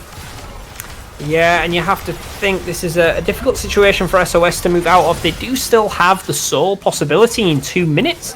I think their objective is likely going to be to attempt to survive until then. But it doesn't look as though dogpiling units on top of this Vladimir is working anymore for SOS. Will be interesting to see where they put their priorities next. Looks summoner spell-wise as though the teleport for Jan will be up in time for Dragon. And I'd like to see Robert Dobbett definitely save that teleport for the time being, due to this soul fight, so can perhaps move off onto one of these side lanes and threaten the teleport into the team fight. Yeah, not a huge amount of Grievous Wounds coming out from the side of SOS, which could be a problem with this Vladimir, as we saw in the last fight. Got the Ignite on the Echo, but apart from that, all we've got is an Executioner's Calling on the Fiora, and we've got a Bramble on the Thresh, which it's not even upgraded to Thornmail. So we'd need the Vladimir auto attacking the Thresh, which probably isn't going to be doing a huge amount of. So I feel like this Vladimir is just going to be running riot. And it's a Magnet Storm onto 3 again as Faye is caught on the ADC. Robert Dobbett is moving in and landing more and more of these Qs. There's the third Q with a flash to finish off the Thresh. And there is only 30 seconds on Dragon, so unless Dominic Assassin is looking for a suicide mission, it looks like that might be the second Dragon over to BBU, and they might be outscaling this SOS squad. Yes, so scaling on both sides is pretty decent, but it looks like this Kai'Sa is only 227, but is doing a lot of damage and is it's got 3 complete items at this point. As we were critiquing the Kraken side, but it's still doing loads of damage out, and it's winning team fights at this point. Got 4k up now, massive swing into the side of BBU Academy as they do go into this second Drake here. As we see Vladimir just being a distraction in the jungle. Not gonna and it looks like so they're going to try and take down Vladimir, but they know that there is the backup there from Thresh Princess, so they're going to back out, and they're losing the team fights at the moment, SOS, and it's going to be another 4 minutes until they get another shot at that Ocean Soul. So, are they going to be any better off in 4 minutes, Spitfire? I would say so. They will need this Fiora. What they're doing in the top lane is just pushing out. But it's not going to be that much of a distraction. They can just send Robert Dobbett to go and deal with them, or even the Vladimir as he's just engaging onto the... Oh, it's a 2-man stun coming out from the Echo, but the Rel stun is going to stop any progress that was being made. Absolute Zero going to be cancelled by the Magnet Storm. Going to take down the Nunu, and it looks as though there's a Kai. He's 1v2ing under a tower, and he's going to survive with the healing from the Q. Brilliant play by the mid laner of BBU, as 4 members are going to push in the bottom lane and likely pick up an inhibitor. Fiora is going to have to recall here to attempt to save the base, otherwise this might be game 2 to BBU. Yeah, just as I was saying, how Steel might get back into the game. Just a horrendous across the map. It's a 4-man stun coming out from Echo. Polario99 really has landed some very nice multi-man stuns there, but it's just not got the damage to follow it up, as it looks as though they're going to be able to take 1 tower, and then with the respawns coming out from the red side, they will be recalling, perhaps go and deal with this top lane push coming through from the minions and set themselves up for the next Baron. Ooh, Kaiser Kai going a little bit frisky there with the pull, but not going to be punished for it. No, it would. Maybe in that situation, Aurelia Jean could have stayed in the top lane, try and get an inhibitor, try and force some backs. Obviously, back to try and protect the base, but with the rest of his team respawning, there wasn't a team fight that they won. Trying to get some vision out, and they are pinging onto Baron, so we'll see if they try and burn it down. But we do get the teleport out in mid lane from Kaiser Kai to dissuade any funny business. Yeah, as we're going to see Aurelia Jean going for an aggressive trade here. Parry is not actually going to avoid any damage. Robert Dobbett going to use the teleport to dissuade any more funny business. But with 2 super minions waves pushing in, the full priority over onto the Dragon here. There is still vision for the side of SOS there. It's finally going to be cleared out. But it is going to be difficult for Dominic Assassin to get in here. No idea. Oh, and it's a brilliant pop of the blast plan from Kaiser Kai. It's actually going to knock Nunu over the wall. There is no way that he can get into this pit. Yeah, so I feel like it's just going to be a bit of routine cleaning out from the side of BBU to finish this game. Got two waves of supers. Got the Baron buff on 5. Probably one last team fight in the base and finish the game. Unless we get a magical team fight coming out from the Aphelios and the Echo, getting some insane damage down, it does look like it's just going to be a win here for the BBU Academy. So we'll have to see if they can. The thing is, you mentioned the Aphelios. He just have the Infernum Gun just collected. It'll have to be an ultimate though. They're just going to let them take the tower. And ladies and gentlemen, call your friends. We're going to have a game 3 here in the best of 3 coming out from Spirits of Steel, versus BBU, and that is going to be game Excellent Yeah. performance there from the likes of Kaiser Kai and Jan coming out. Let us know in chat what you think and who is your MVP of Game 2. And what are you thinking, Sam? Who really stood out for you in that game, particularly in comparison to Game 1? I feel like Kaiser Kai had an amazing game on the Vladimir, doing several 1v2s, just running a havoc, constantly being this thorn in the side of Steel. So yeah, the very nice play from him.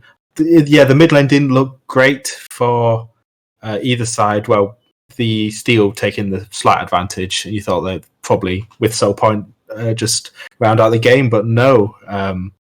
BBU Academy coming out and proving us wrong and finishing the game quite nicely. So I believe we'll just have a quick break before heading to game 3.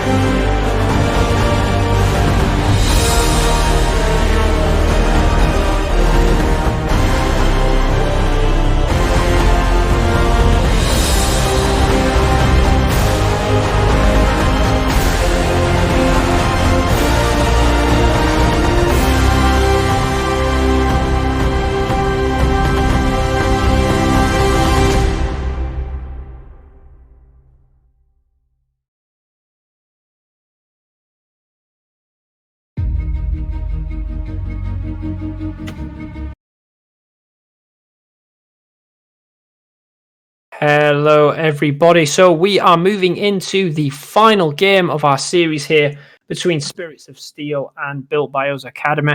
I am Ethan Hooper-Hargreaves, once again joined by Sam Spitfire Warble. And it's been a very interesting series so far, hasn't it, Spitfire? Yes, it has indeed. So win for Steel in the first game, and then BBU Academy coming back actually from behind in that second game to take the win quite convincingly. Once they did get ahead, they sort of just steamrolled through and took it after securing that soul point Drake off Steel. So we'll have to see how this next game goes. Obviously, with BBU Academy swapping in their ADC, who had a pretty good game on Kaiser, so we'll have to see if they get Kaiser again. Yeah, it'd be interesting to see if that champion has left up. Both times been on the winning side. We'll likely see the Malzahar, Irelia, Ramumu, Zac swap go here in the draft so far. And like you were saying, the Built by Us Academy with a comeback there in Game 2 really felt like a completely different team moving into the second half of that game after multiple blunders around objectives in the first half and in Game 1. That switch was just flicked, and from then on, particularly the likes of Kaiser Kai was just not having any of it. No, he really said, I came to play. Didn't come to play, I came to win. That's the saying, right? As you see those 4 bans come out there. But yeah, Vladimir was very impressive in that late game, just 2v1ing all of them. And as we're speaking of it, the Vladimir is banned away for the last side from SOS there. We'll have to see what BBU Academy replies with. Yeah, it's interesting. Both games, SOS have actually prioritised banning the Seraphine, so we'll be interested to see if that actually comes through from BBU, given there's been a little bit scared of it, as the Jhin ban is actually going to be prioritised over the Kaiser ban here. So it will be interesting to see whether they've got something to counter that matchup, but they clearly feel confident that they can take on FaZe Kaiser. There is the Seraphine that is going to be taken out, so we're going to be able to potentially see why it's been banned away in the first 2 games. Obviously, an excellent flex pick can be played in either the mid lane, bot, or support roles. Very squishy. Would perhaps like to see him pick up the Sejuani again. What do you think? Yeah, I mean, he didn't have a huge impact early game, but in the team fights, obviously that Sejuani looks very useful, so we'll have to see if he can have more of an impact early game, or we'll just farm for late again and do the same what they did last game. The Jhin ban's interesting, because in Game 1, Faye was on it. They did okay, they didn't die, but I wouldn't say it was the sort of commanding factor why they won, so they must know that out of BBU and left cash open. Obviously, the first alteration with the Volibear picked up can be either jungle or top. We'll have to see where that goes. Yeah, obviously Bwipo has shown the entire world really how strong Volibear can be with his one shot onto Reckless last week, and also picking up recently. It's going to be paired with a Rel, so Kaiser Rel down there in bot lane. Brilliant for setting up the Killer Instinct once again. We saw the side of BBU utilise this bot lane excellently in the previous game, but once again, Kaiser likely wanting to just scale up towards that Runan's Collector and Mythic item, as here's going to be the last round of picks. Actually, it's going to be the Ornn picked up for the top lane for Robert Dobbert, so very much a change of pace from the Aatrox from last game. Yeah, we saw him very strong on the Aatrox. Managed to kill Robert Dobbert. Managed to kill Aurelia, on the Fiora several times solo. So yeah, getting tank duty back for Ornn. Can do a lot of damage though. Get the Camille ban, so no. I feel like they might just target Aurelia. Zam, maybe put him back on the Fiora because he didn't have the best game on it. Yeah, BBU clearly calling a potential bluff out from SOS, saying we know that Volibear isn't going towards the top lane, so we're going to ban your top laners away. As there's going to be a Vayne coming out from ban coming out from the side of SOS, so Jan not going to have that true damage to come out against the Volibear and the Rel. So the ADC pool being pinched a little bit here as well. The Senna still available though, very strong pick, and also the Ezreal. Shogath going to be the final pick, so yeah, another top laner. Yeah, we still could see the Seraphine swap to either mid or bot. So I don't know if they know where it's going on the side of Steel, Solar Steel. So we'll have to see what their last ban is. I feel like they might think it's mid or support. Obviously, banning the Vayne away. As it ticks down, see this last ban, it's a Jinx. So yeah, we'll see 3 ADCs banned out across the board, and the Kai'Sa picked up. So maybe an Ezreal or something, if that. Nope, Senna, as you said. So Senna Seraphine bot lane.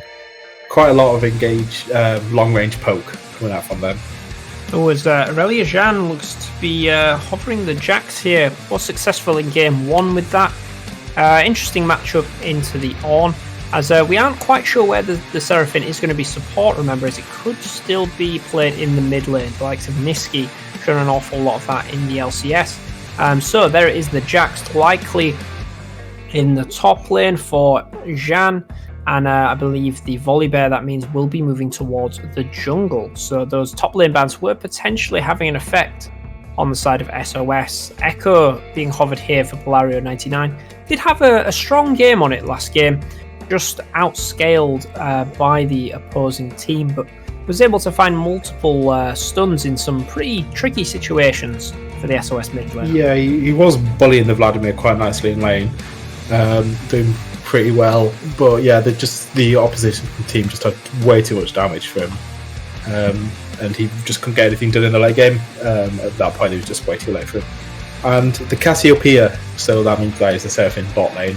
Echo versus Cassiopeia in the mid lane. I feel like the Echo's probably got that early, but as the game goes later, as Cass tends to do, we'll probably outscale it. So yeah, some interesting picks here. Scaling, I definitely have to give to this. Again, it's the Senna versus Jax, as I got flamed for in the first game. But with the side of the Cassiopeia as well, I feel like you might have to give it to BBU, scaling wise. Yeah, it'll be an interesting game scaling wise. You do have the Kai'Sa Jax versus the Senna Cassiopeia.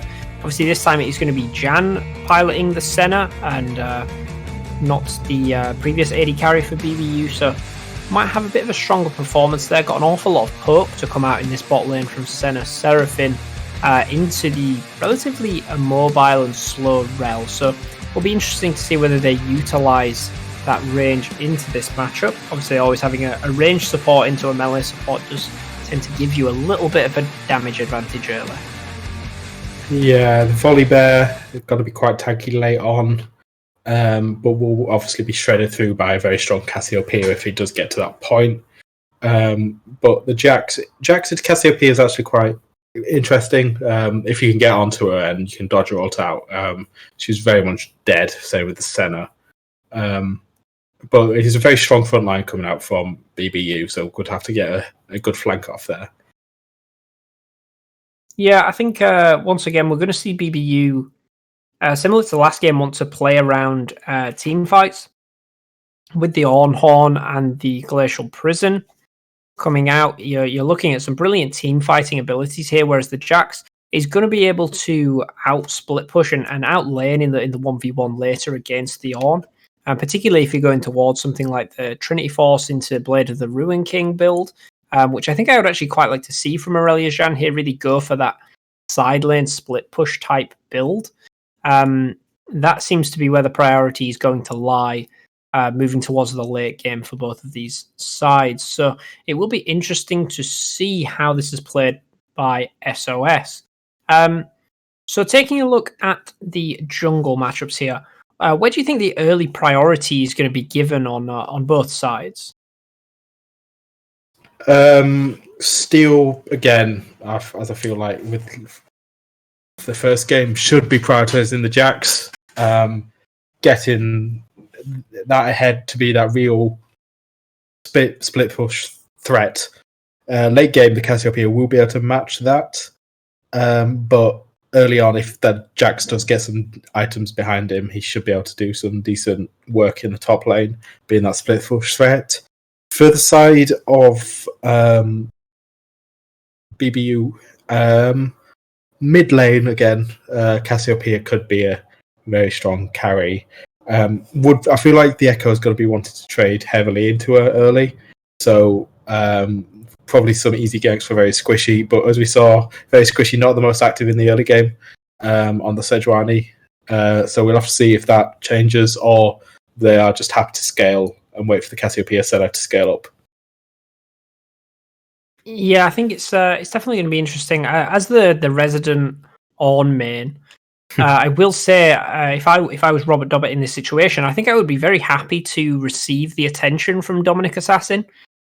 Given Ornn's ability to sustain through CC and then dash away, I don't think the counter strike and the stun from Volibear are that threatening, and I actually think it will actually be very difficult to take down the Ornn.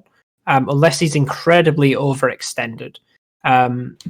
So I would actually be interested to see whether Dominic Assassin will move some attention towards this Cassiopeia, particularly given that the Miasma doesn't really counter the Volibear, given that he's just going to continue to run, in a straight line towards the snake. And I think that will be a slightly easier gank coming out from the Volibear, who is going press the attack this game. So it's going to be quite an aggressive build coming out from the Volibear. Otherwise, across the board, nothing too surprising. A little bit surprised by the Guardian, actually, on Seraphine. Would have been more expecting to see something like the Summoner Aerie, given that it's into a melee support and be able to get off a little bit more poke. But will be interesting to see how that is played out. Yeah, the Seraphine definitely would be wanting just to keep the center alive and the Cassie alive, with people down into the backline with the Echo. So the Guardian does make sense, but as you said, if they wanted like a more aggressive lane, the Aerie would have made a lot more sense. Everything else seems to be pretty standard. I don't think you've mentioned everything else. So yeah, getting into this penultimate game. Not the penultimate game, the last game of this series, 1-1 apiece. We'll have to see who takes the final game. Does we have a quick pause? We are indeed.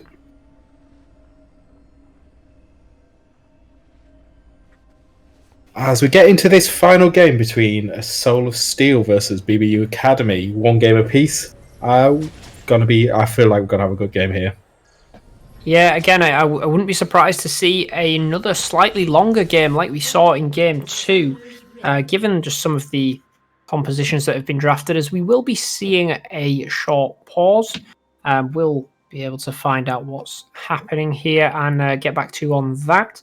Otherwise, let's take a look at this bot lane matchup. You're the resident support player here, Sam. How do you feel about this Guardian heal situation coming out from the Seraphine? Because we are actually going to be getting straight back into game. But yeah, I'll continue to talk about that. So it's obviously trying to be very safe on the Seraphine. I don't feel like there's going to be much happening on the side of BBU Academy. They just want to scale from the Guardian, the heal, try and get the center as strong as possible, just get them to late without getting too far behind this Kai'Sa Rell. The Rell is going to be wanting to play really aggressive, crashing down whenever she really can. Once she does get onto either one, there is no real peel, no real movement from either to get away from it. And with the Kai'Sa being can be quite aggressive, I feel like they're trying to get onto the lane, whereas the BBU is just trying to stop them dying, basically. Yeah, I'm interested in the cleanse situation coming out from Jan as well. Rell's crash down does, I believe, count as a knock-up, which cannot be cleansed, and it's then the follow-up stun which could be cleansed. So I'm curious about how efficient that Summoner spell is actually going to be in the laning situation. Will bring a lot of value later in the game, as you've got the likes of Echo, Volibear, and Jax with all relatively simple stuns to get off, but be interested to see how this runs in the early game, as we will see both junglers start on the bottom side. Looks as though Sejuani is going to be doing a full clear of the bottom side, as a little counter strike in the top lane not going to hit Robert Dobbett. And Volibear going to be going quickly towards Wolves, and likely Blue might be looking for that pathing towards top or mid. Yeah, pretty standard clears from both sides, to be honest. Yeah, just letting this bot lane sort of play out at the moment. No cheeky like level 2 ganks, but neither one is particularly great. Gank level 2, as we do see level 2 come across to the side of SOS first, but they just back off on the side of BBU Academy to make sure they don't get caught out. So in this like wave state and this situation, I certainly think Dominic Assassin is going to be looking towards that top lane. Given that the Ornn is actually pushing in slightly, whilst his Echo is pushed up in lane. As we're actually going to see the Sejuani go in, as Echo has dashed forwards, going to be in a lot of trouble. The Miasma is coming down. Sejuani is going to chase through into the stun, and there it is, going to land. And will the first kill go over to Kai? So Kai doesn't look like it as he slithers away with 5 HP. It's going to be the flash forward from Very Squishy, but he's going to get the blast pan out. Dominic Assassin has arrived. Polario99 might just get away with this as the enemy jungler. He's going to get away with the first blood. How has Polario99 been allowed to get away with this situation? As we're going to see the crash down into stun in the bot lane. Kaiser Kai is going to try and finally pick up the kill onto the Echo as Ornn is going to steal it away. Will they be able to take down the Volibear? No, it's going to be the flash over the wall. But what a hectic start to this game. And Polario99 has got to be so pleased with himself after that. Yeah, so obviously going very low in the engage, getting chased down by both the jungler and the mid laner on the side of BBU Academy, but managed to get further enough away, the poison didn't quite tick down, and managed to turn it back round onto Very Squishy, who then being very squishy very early on as we see an engage in the mid lane with the Volibear, and a very quick kill onto the Cassiopeia. Dominic Assassin actually picking that up, but would have been nice on the Echo, but I don't think they're complaining too much about that. No, it's a brilliant follow-up gank coming out from Dominic Assassin. Another crash down in the bottom lane, but it's actually just going to be handing more souls over to the center as Faye's going to flash out of there. So Summoner Burn, despite a lack of threat actually coming out from the side of BBU. But yeah, Dominic Assassin and Polario99 definitely recognising that the Cassiopeia does not have the flash, as we see a wonderful counter-strike coming out from Jean, which is actually able to avoid the micro CC auto attacks from the Ornn W into auto. Yeah, to proc that brittle to get that extra damage across. But yep, as we saw, just a bit of trading. Yeah, interesting flash out from Frey. I don't know. Maybe he thought that the Seraphine would be able to stun him down and would die from that. Well, both junglers are actually going to meet down here in the bottom river, but neither is fancying any of this situation. Both just going to back off to their respective jungles and try and take down a few camps. Looking CS-wise in this early game, not too many huge advantages either way. And we're seeing even top lane, even mid lane, and once that wave in the bot lane is picked up, it'll be even there as well. So unlikely to see much more action until we get some of these level 6s coming in. And then perhaps we'll see a team try and put some priority over on this Infernal Dragon, which will be the first of the game. Yeah, pretty interesting. We've got obviously Ornn managed to stay in lane a long time with the corrupting potion. As we see the passive going down onto Faye, followed by a Q from Jan, but just managed to walk out from there, but probably going to have to back soon. But we do see converging from jungler and support on this bot lane, see if anything happens. There's a bit of a trade in the mid lane. No flash up for the Seraphine. Is actually the level 6 is actually going to come through from the Echo, but it's the bot lane that I want to focus on. If it will pan down there, as a kill, he's going to go over to the Kaiser, onto the Seraphine. As yes, we saw an excellent chrono break back from Polario99 to take down Kaiser Kai for the second time this game. Things looking a little bit rough for the start of our second game today. After that, Vladimir was banned away, seems to be punished a little. And it looks as though SOS are once again going to try and take the first dragon of the game. Yeah, Polario played that beautifully. Man, it did seem like quite a even trade until the chrono break came through. As Cass has only just got level 6. So you see a trade in the top lane. Level 6 onto the Jax. Might be able to take this trade, but Robert Dobbert will have the ultimate. Ornhorn is coming out. 2-2, and there is not going to do an awful lot of damage. Doesn't look as though he's going to be able to follow this up. Will not commit the flash to it. I realise I made a train sound, but we're going to go with it anyway. Toot toot indeed. Hooper toot toot indeed. Yeah, so the Barmy Cinder already on the Orn, compared to was 2 daggers on Zam. So yeah, the Jack's not doing a huge amount at this moment in time. Getting out damaged by the Orn at this point. Just too tanky for him, as we see very squishy in the mid lane. No ultimate on the Polario. Passive going down. Stunned up onto turret. Will they burn? No. Polario is a wizard, as we see another engage in the bot lane with a crash down. But looks like Faye's going to walk out in that dismounted form. Just get stunned up by Thresh Princess, but no, nothing coming out from there. Yeah, so Polario escaping twice this game on sub 100 HP.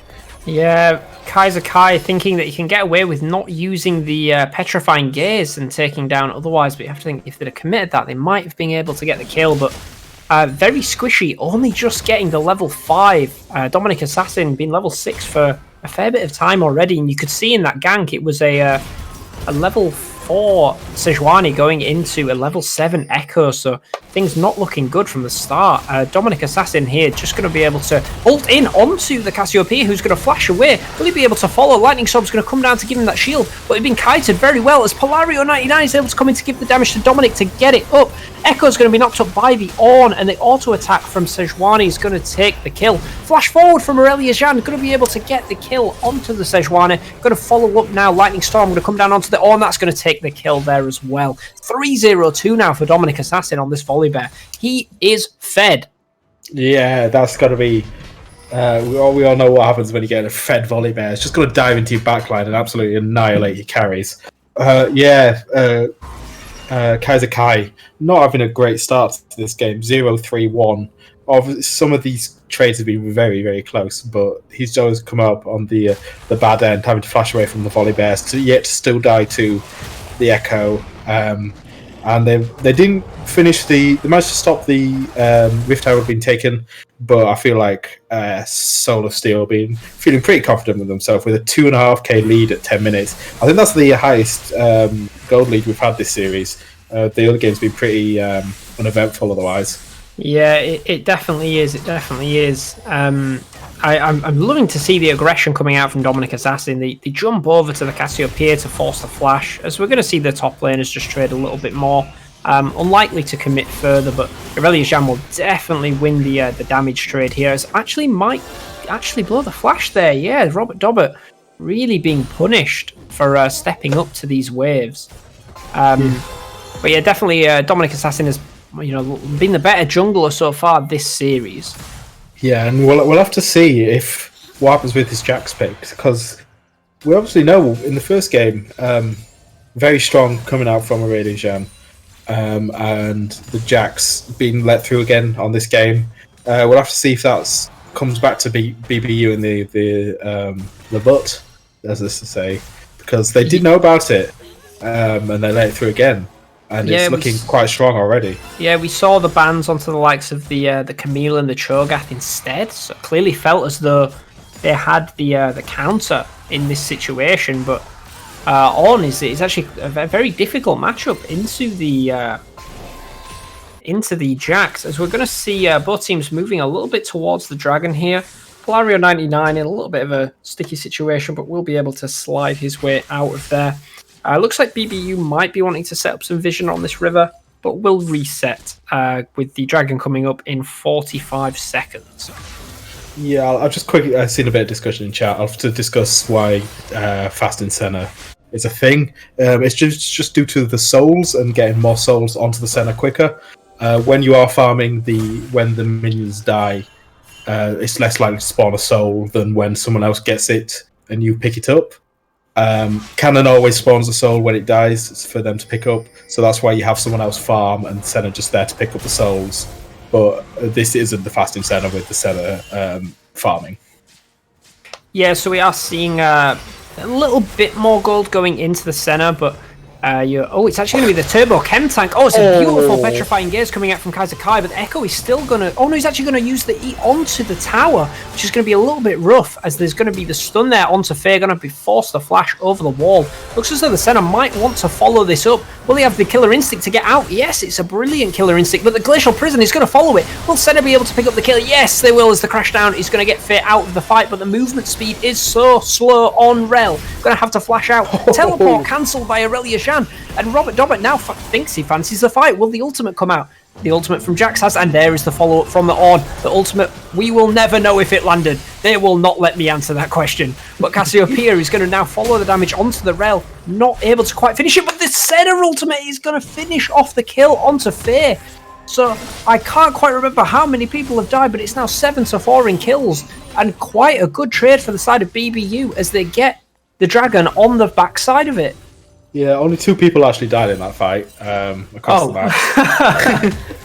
So what happened was Kaiser Kai with the amazing Petrifying Gaze. Without that, I felt like probably would have died. Very confident to say that with the Volley Bear, the Echo. But then a slight misplay out from the Echo, eating onto the turret, not getting any damage onto Kaiser Kai. And then the rotation, because Faye was pushed very far up in the bot lane, which meant they had to run around the turret into the opposite jungle, as we see it engage in the bot lane.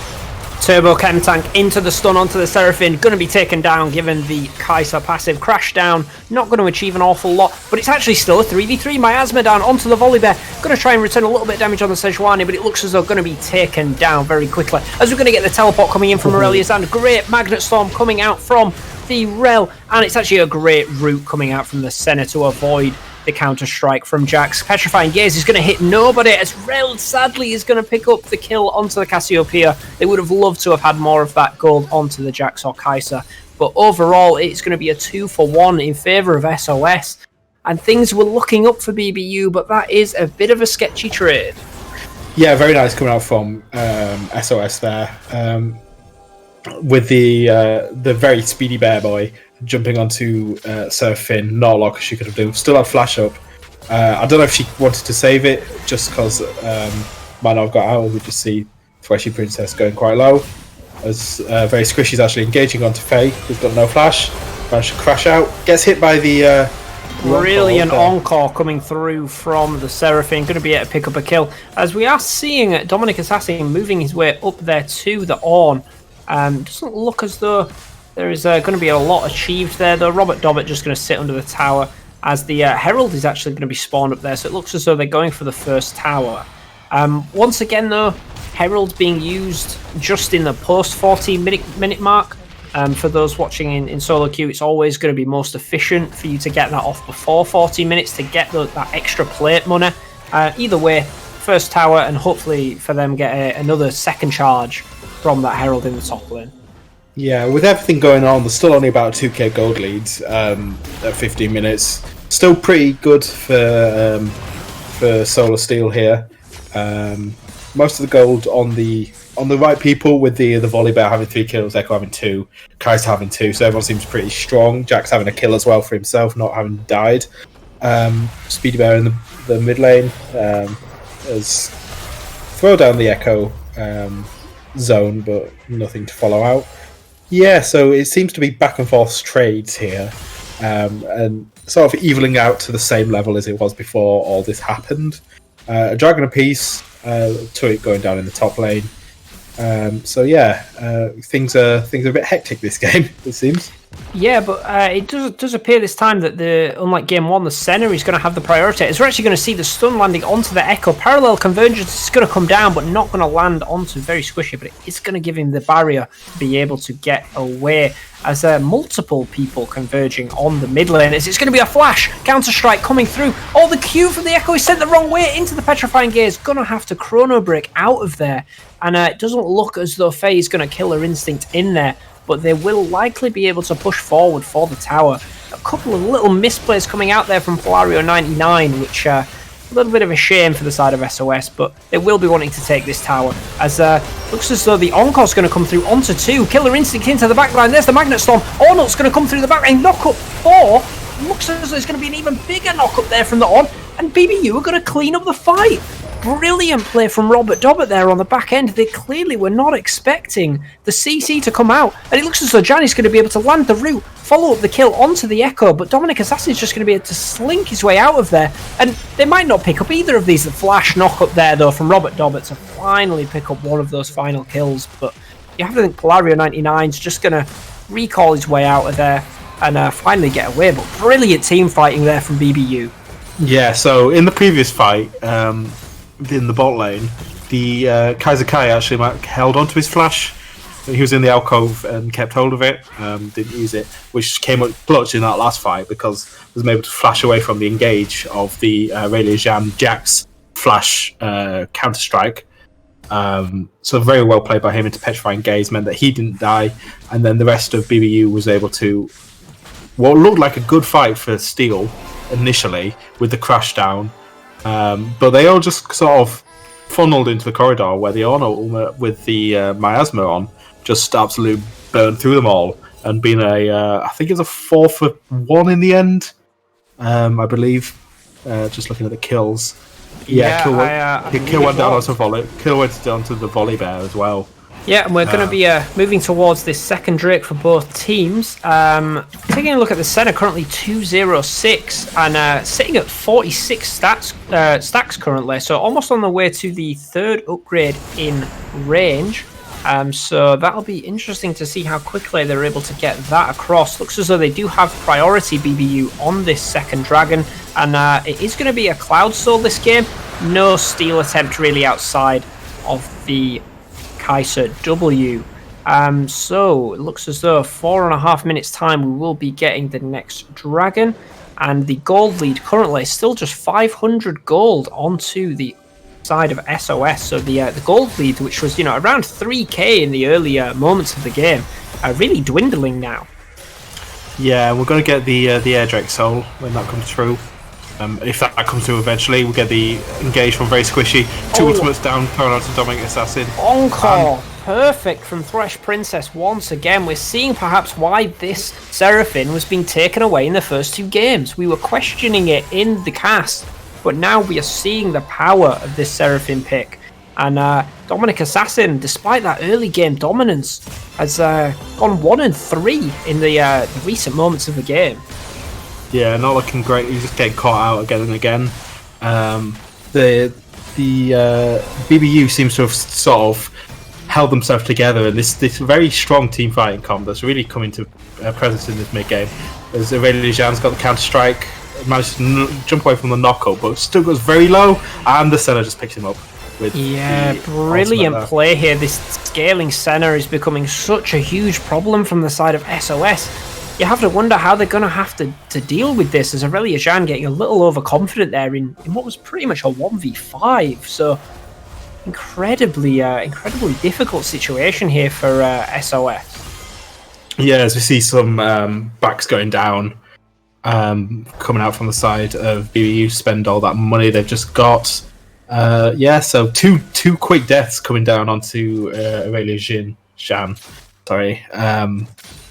So we'll have to see what happens here with a 1,000 goal lead now for BBU Academy. So it's looking pretty good for them. I feel like their 4k goal swing in the past 5 minutes is pretty tasty for them.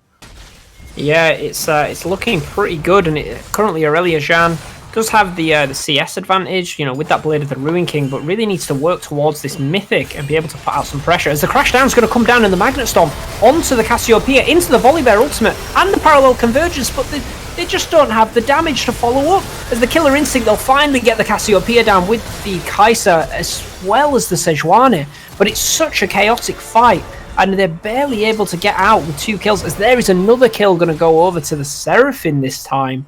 And that is just a 3 for 2, I believe. And it looks like they might be able to pick up Fail. Probably looking for the Execute here, but might not even be an Execute. It actually is. Yeah. So, best case scenario, I guess you can say there for the SOS bot laner. But still, fight going out in favour for BBU. So will be interesting to see how this plays out and whether the teams start to prioritise this Baron a little bit more. BBU don't currently have the vision control, but they're going to move in here, try and clear out some of this vision. I don't think they intentionally started that Baron. Or maybe I'm wrong. Maybe they have. You're wrong. Yeah, they're going for it. Looks as though they feel confident enough to do this. Aurelia Jean does have the teleport, and it looks like SOS are going to move in, given that they did have vision at the time. We'll be able to see if they can get there in time on the Kai'Sa to impact this fight. 4K looks as though the Ornal is going to come through to try and dissuade anyone from joining, but it's not actually going to be needed to hit anyone, as SOS are just going to give this Baron up. That was one of the ballsiest Baron calls I've ever seen on Shrine, and there was a pink ward in the pit as well. And they didn't bother clearing it for the first 5 seconds. They were just like, yeah, we're doing it. What are you going to do? The Rift is dropped in mid, but it's just taken down without taking that tier 2 down. Polario getting out. But yeah, I feel like this death ball of BBU Academy is very strong here. So we'll have to see if Steel can get some picks. But it's very squishy is not very squishy. Neither's the Ornn. Cassiopeia's got the Leandri's Embrace completed, Kraken Slayer, Gwynsu's, and almost the Rapid Fire on this 508 Jean. It's really night and day from first game on the Senna. Yeah, and in 20 seconds we're going to see the Drake coming up. Going to be looking to use this Volibear to maybe try and take down this Cassiopeia. Parallel Convergence is going to come out, but it looks like just for vision. Although no, it's actually going to land the stun, but going to get rooted up by the Senna. The ultimate's going to come out, and then it's going to be the Magnet Storm onto 4 people into the Volibear and the Killer Instinct. This is brilliant team fighting coming out from SOS, but it doesn't look like they've got the damage. They're going to be able to take down 1, but that's it. They're going to lose 3 in return, and it just wasn't worth it. Kaiser Kai is going to fall, but you will take that trade every day of the week if you're BBU, and they're going to take down their 3rd dragon of the game. Yeah, looking at the items on Soul, there's no real healing reduction, so that Senna and Seraphine combo is just going to be healing everybody up. They do take down the Cassiopeia, but that's not where the damage is coming from. It's pretty much coming from the Senna at this point. 6-0-10. Let's have a look at Souls as we see Polario get stunned up and is down. Yeah, Souls, 80 Souls on the Senna at 24 minutes. Pretty good. On the farming Senna as well, so it's going to be having less Souls. This Jack, it feels like the team fighting essence is there for Soul of Steel. Like, you can see what they want to do with the Volibear, with the crash down, but this Echo is not going to be wanting to do the same thing, as we've seen Fane get dived here. Another kill for the Senna. No Killer Instinct to escape this time. It looks as though they're going to want to push in for that tier 2 bottom and then maybe reset and perhaps play for this next dragon. But the team fighting there from SOS in terms of the layering of CC, the Magnet Storm from Rel was perfect into the ultimate from the Volibear. But with only the 2 items on the Kai'Sa, no Runa's Hurricane, which is incredibly important because not able to spread that damage. As we're going to see very squishy take a little bit of damage here, but yeah, just going to take the tier 2 and then back off. But yeah, without the items on the Kai'Sa and on the Jax, there's just not enough. And you know, the Volibear may have had the damage in the early game, but we're talking Turbo Chem Tank Deadman's Plate. It may be speeder, but it's definitely not hitting hard at this point in the game. Yeah, the Jax Echo really don't want to be teamfighting as well. They want to be doing the 1-3-1, getting to the sidelines, doing the pressure there. But as we've seen time and time again, the BBU Academy teamfighting comp is just disgusting. Like, they're going to get the perfect gauge from Soul and still win the fight. The penguin dab coming out from Dominic Assassin as the parallel convergence is actually going to land onto the Cassiopeia. It does have the petrifying gaze, but the CC is laid beautifully, and it's actually going to be the Kai'Sa projectile that picks up the kill. So the gold going into the right places for SOS. You know, they are sitting 4K behind. Perhaps if they can get a 3rd item and eventually a mythic over onto Jax, that they can have some sort of way back into this game. But right now things are looking bleak. Yeah, I don't think the Jax scaling is good enough for the Senna this game. It is pushing in a bot lane, did get the turret, but it looks like they're going to 4 people top. Got to see, I've just got to take this top tier 1 turret down. Very squishy, just tanking that up. I like this response from Aurelia Jean though, just deciding, you know what, you can take our top tier 1, we can't do anything about that. I'm going to try and take your tier 2 bot lane. We're going to try and take your tier 2 mid lane as well. This is actually a positive trade for SOS. So good play by them to try and get some of the standing gold on the map. And they've actually closed the gold lead to almost within 2k. So might be setting themselves up for a little bit of a closer fight moving towards this Baron in 1 minute and 2 minutes for this Soul fight. Yeah, we'll have to see. They'll have to take this fight because I feel like the Ocean Drake on the with the Senna, with the Seraphine, then there's just not going to be able to kill them. There's going to be so much healing coming out, and again, no grievous wound coming out from the side of Soul. With that much healing, you'd think they'd have bought at least like an Executioner on the Kai'Sa, but that being that so far behind again, with no Boonans coming through, they're just not in a good spot. No, it's a difficult position. Would like to be able to see the Runers coming through for the Kai'Sa, just to be able to dish out some of the damage over multiple melee tanks on the side of BBU. But it is just going to be pushing in for the tier 2 here and then likely backing off into the brilliant vision that they've set up. As Parallel Convergence is going to land onto all 5 members. And there's a 2-man counter-strike. We're going to see the Killer Instinct onto the backline. There's the Ultimate and the Gravity Storm. But it doesn't look as though they have the damage once again.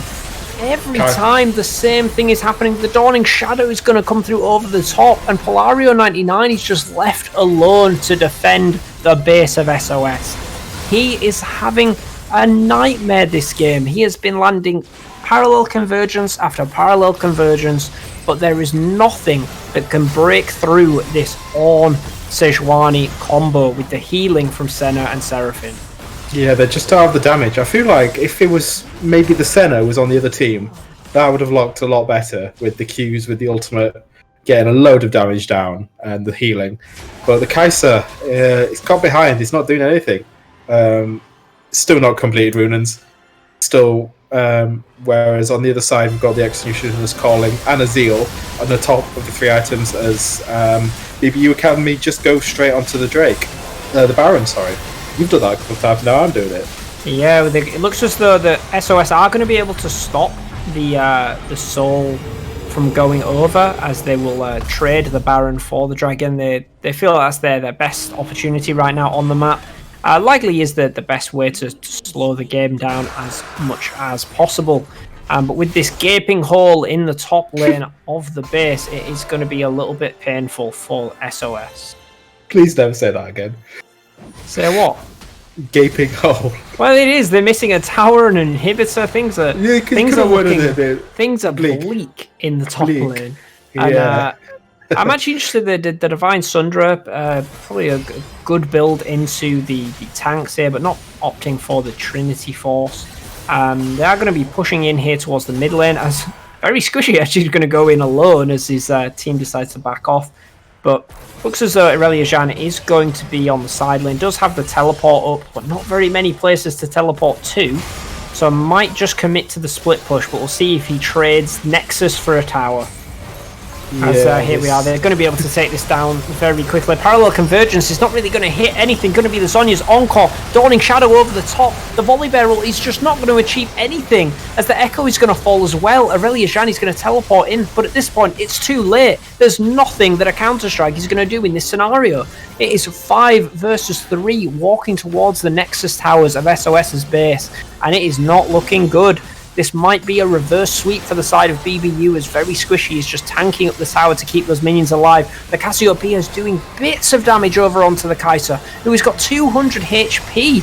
And here we are, the crash in, the Magnet Storm is going to hit 3 people, but just going to be taken down by the Senna. Irelia Jeanne is going to go down momentarily, and it looks as though it's going to be Faye versus the world. And there it is. It is going to be a 2-1 victory to Built By Us Academy, who will maintain their 100% win record in Division 4. Yeah, they looked very strong. Again, the early game isn't the greatest, as we've seen both game 2 and 3, but once they get to those points where they just had the better comp this game, very strong on all players. 13-0-14 for Jeanne.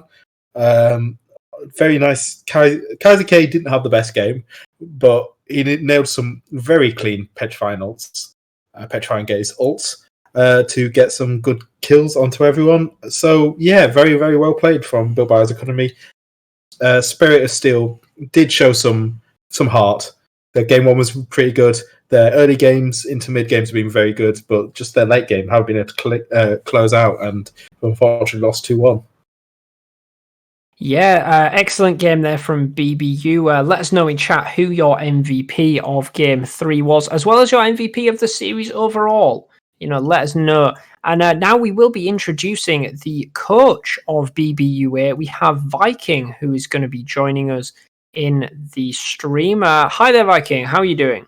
Hey, I'm doing very well, thank you. How are you doing? Good. Yeah, very good. Must be very pleased by your team's performance today.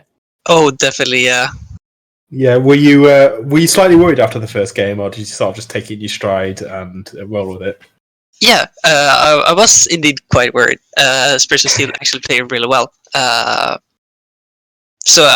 but I never stopped believing my boys, obviously. I know they could take it back, which they did, which I'm really happy for. Yeah, so was the substitution actually planned beforehand, or was it after game one you were like, okay, we need to change something up, let's get Jan in here, see what I can do? Yeah, so the plan wasn't obviously to put our jungle substitute in the ADC role to begin with, but since Jan didn't feel too well, so we put him as substitute in case of, but he started feeling better, which is the reason why we bring out our main AD. Yeah, Jan has been absolutely performing every game. Yes, so we can see from his scoreline in that last game, 13-0-14 on the Senna. Right, yeah. Yeah. So talking about the drafting situations in this series, particularly like we saw in the last game, the Seraphim was finally let through. Were you expecting there to be such ban priority placed on this pick? I think that Senna is generally almost too strong this patch, and we have quite a few players who play it, so I expect it to be banned. And I didn't expect it to leave it open, because most of the time we have been flexing before,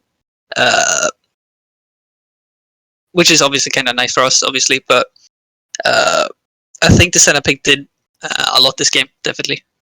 So we're glad this picked that up.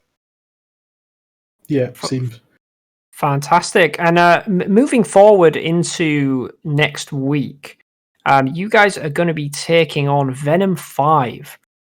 Currently one of the top contenders at the moment, really, in the Division 4 standings. How are you feeling moving into that matchup? They're currently undefeated, I believe.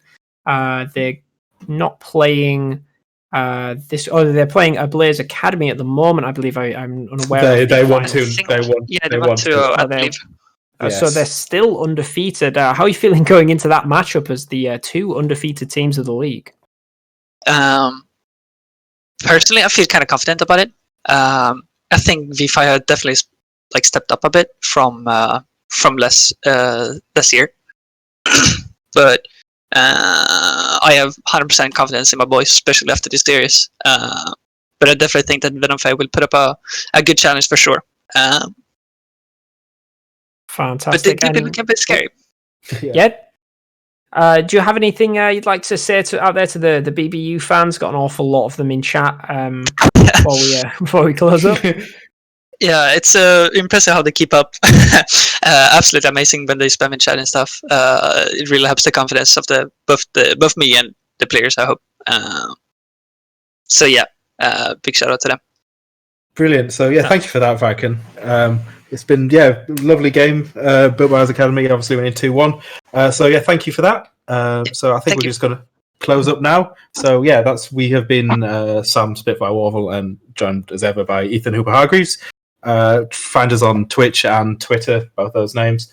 But yeah, thank you for that week 4 game between Built by Us Academy and Spirit of Steel. We'll see you soon.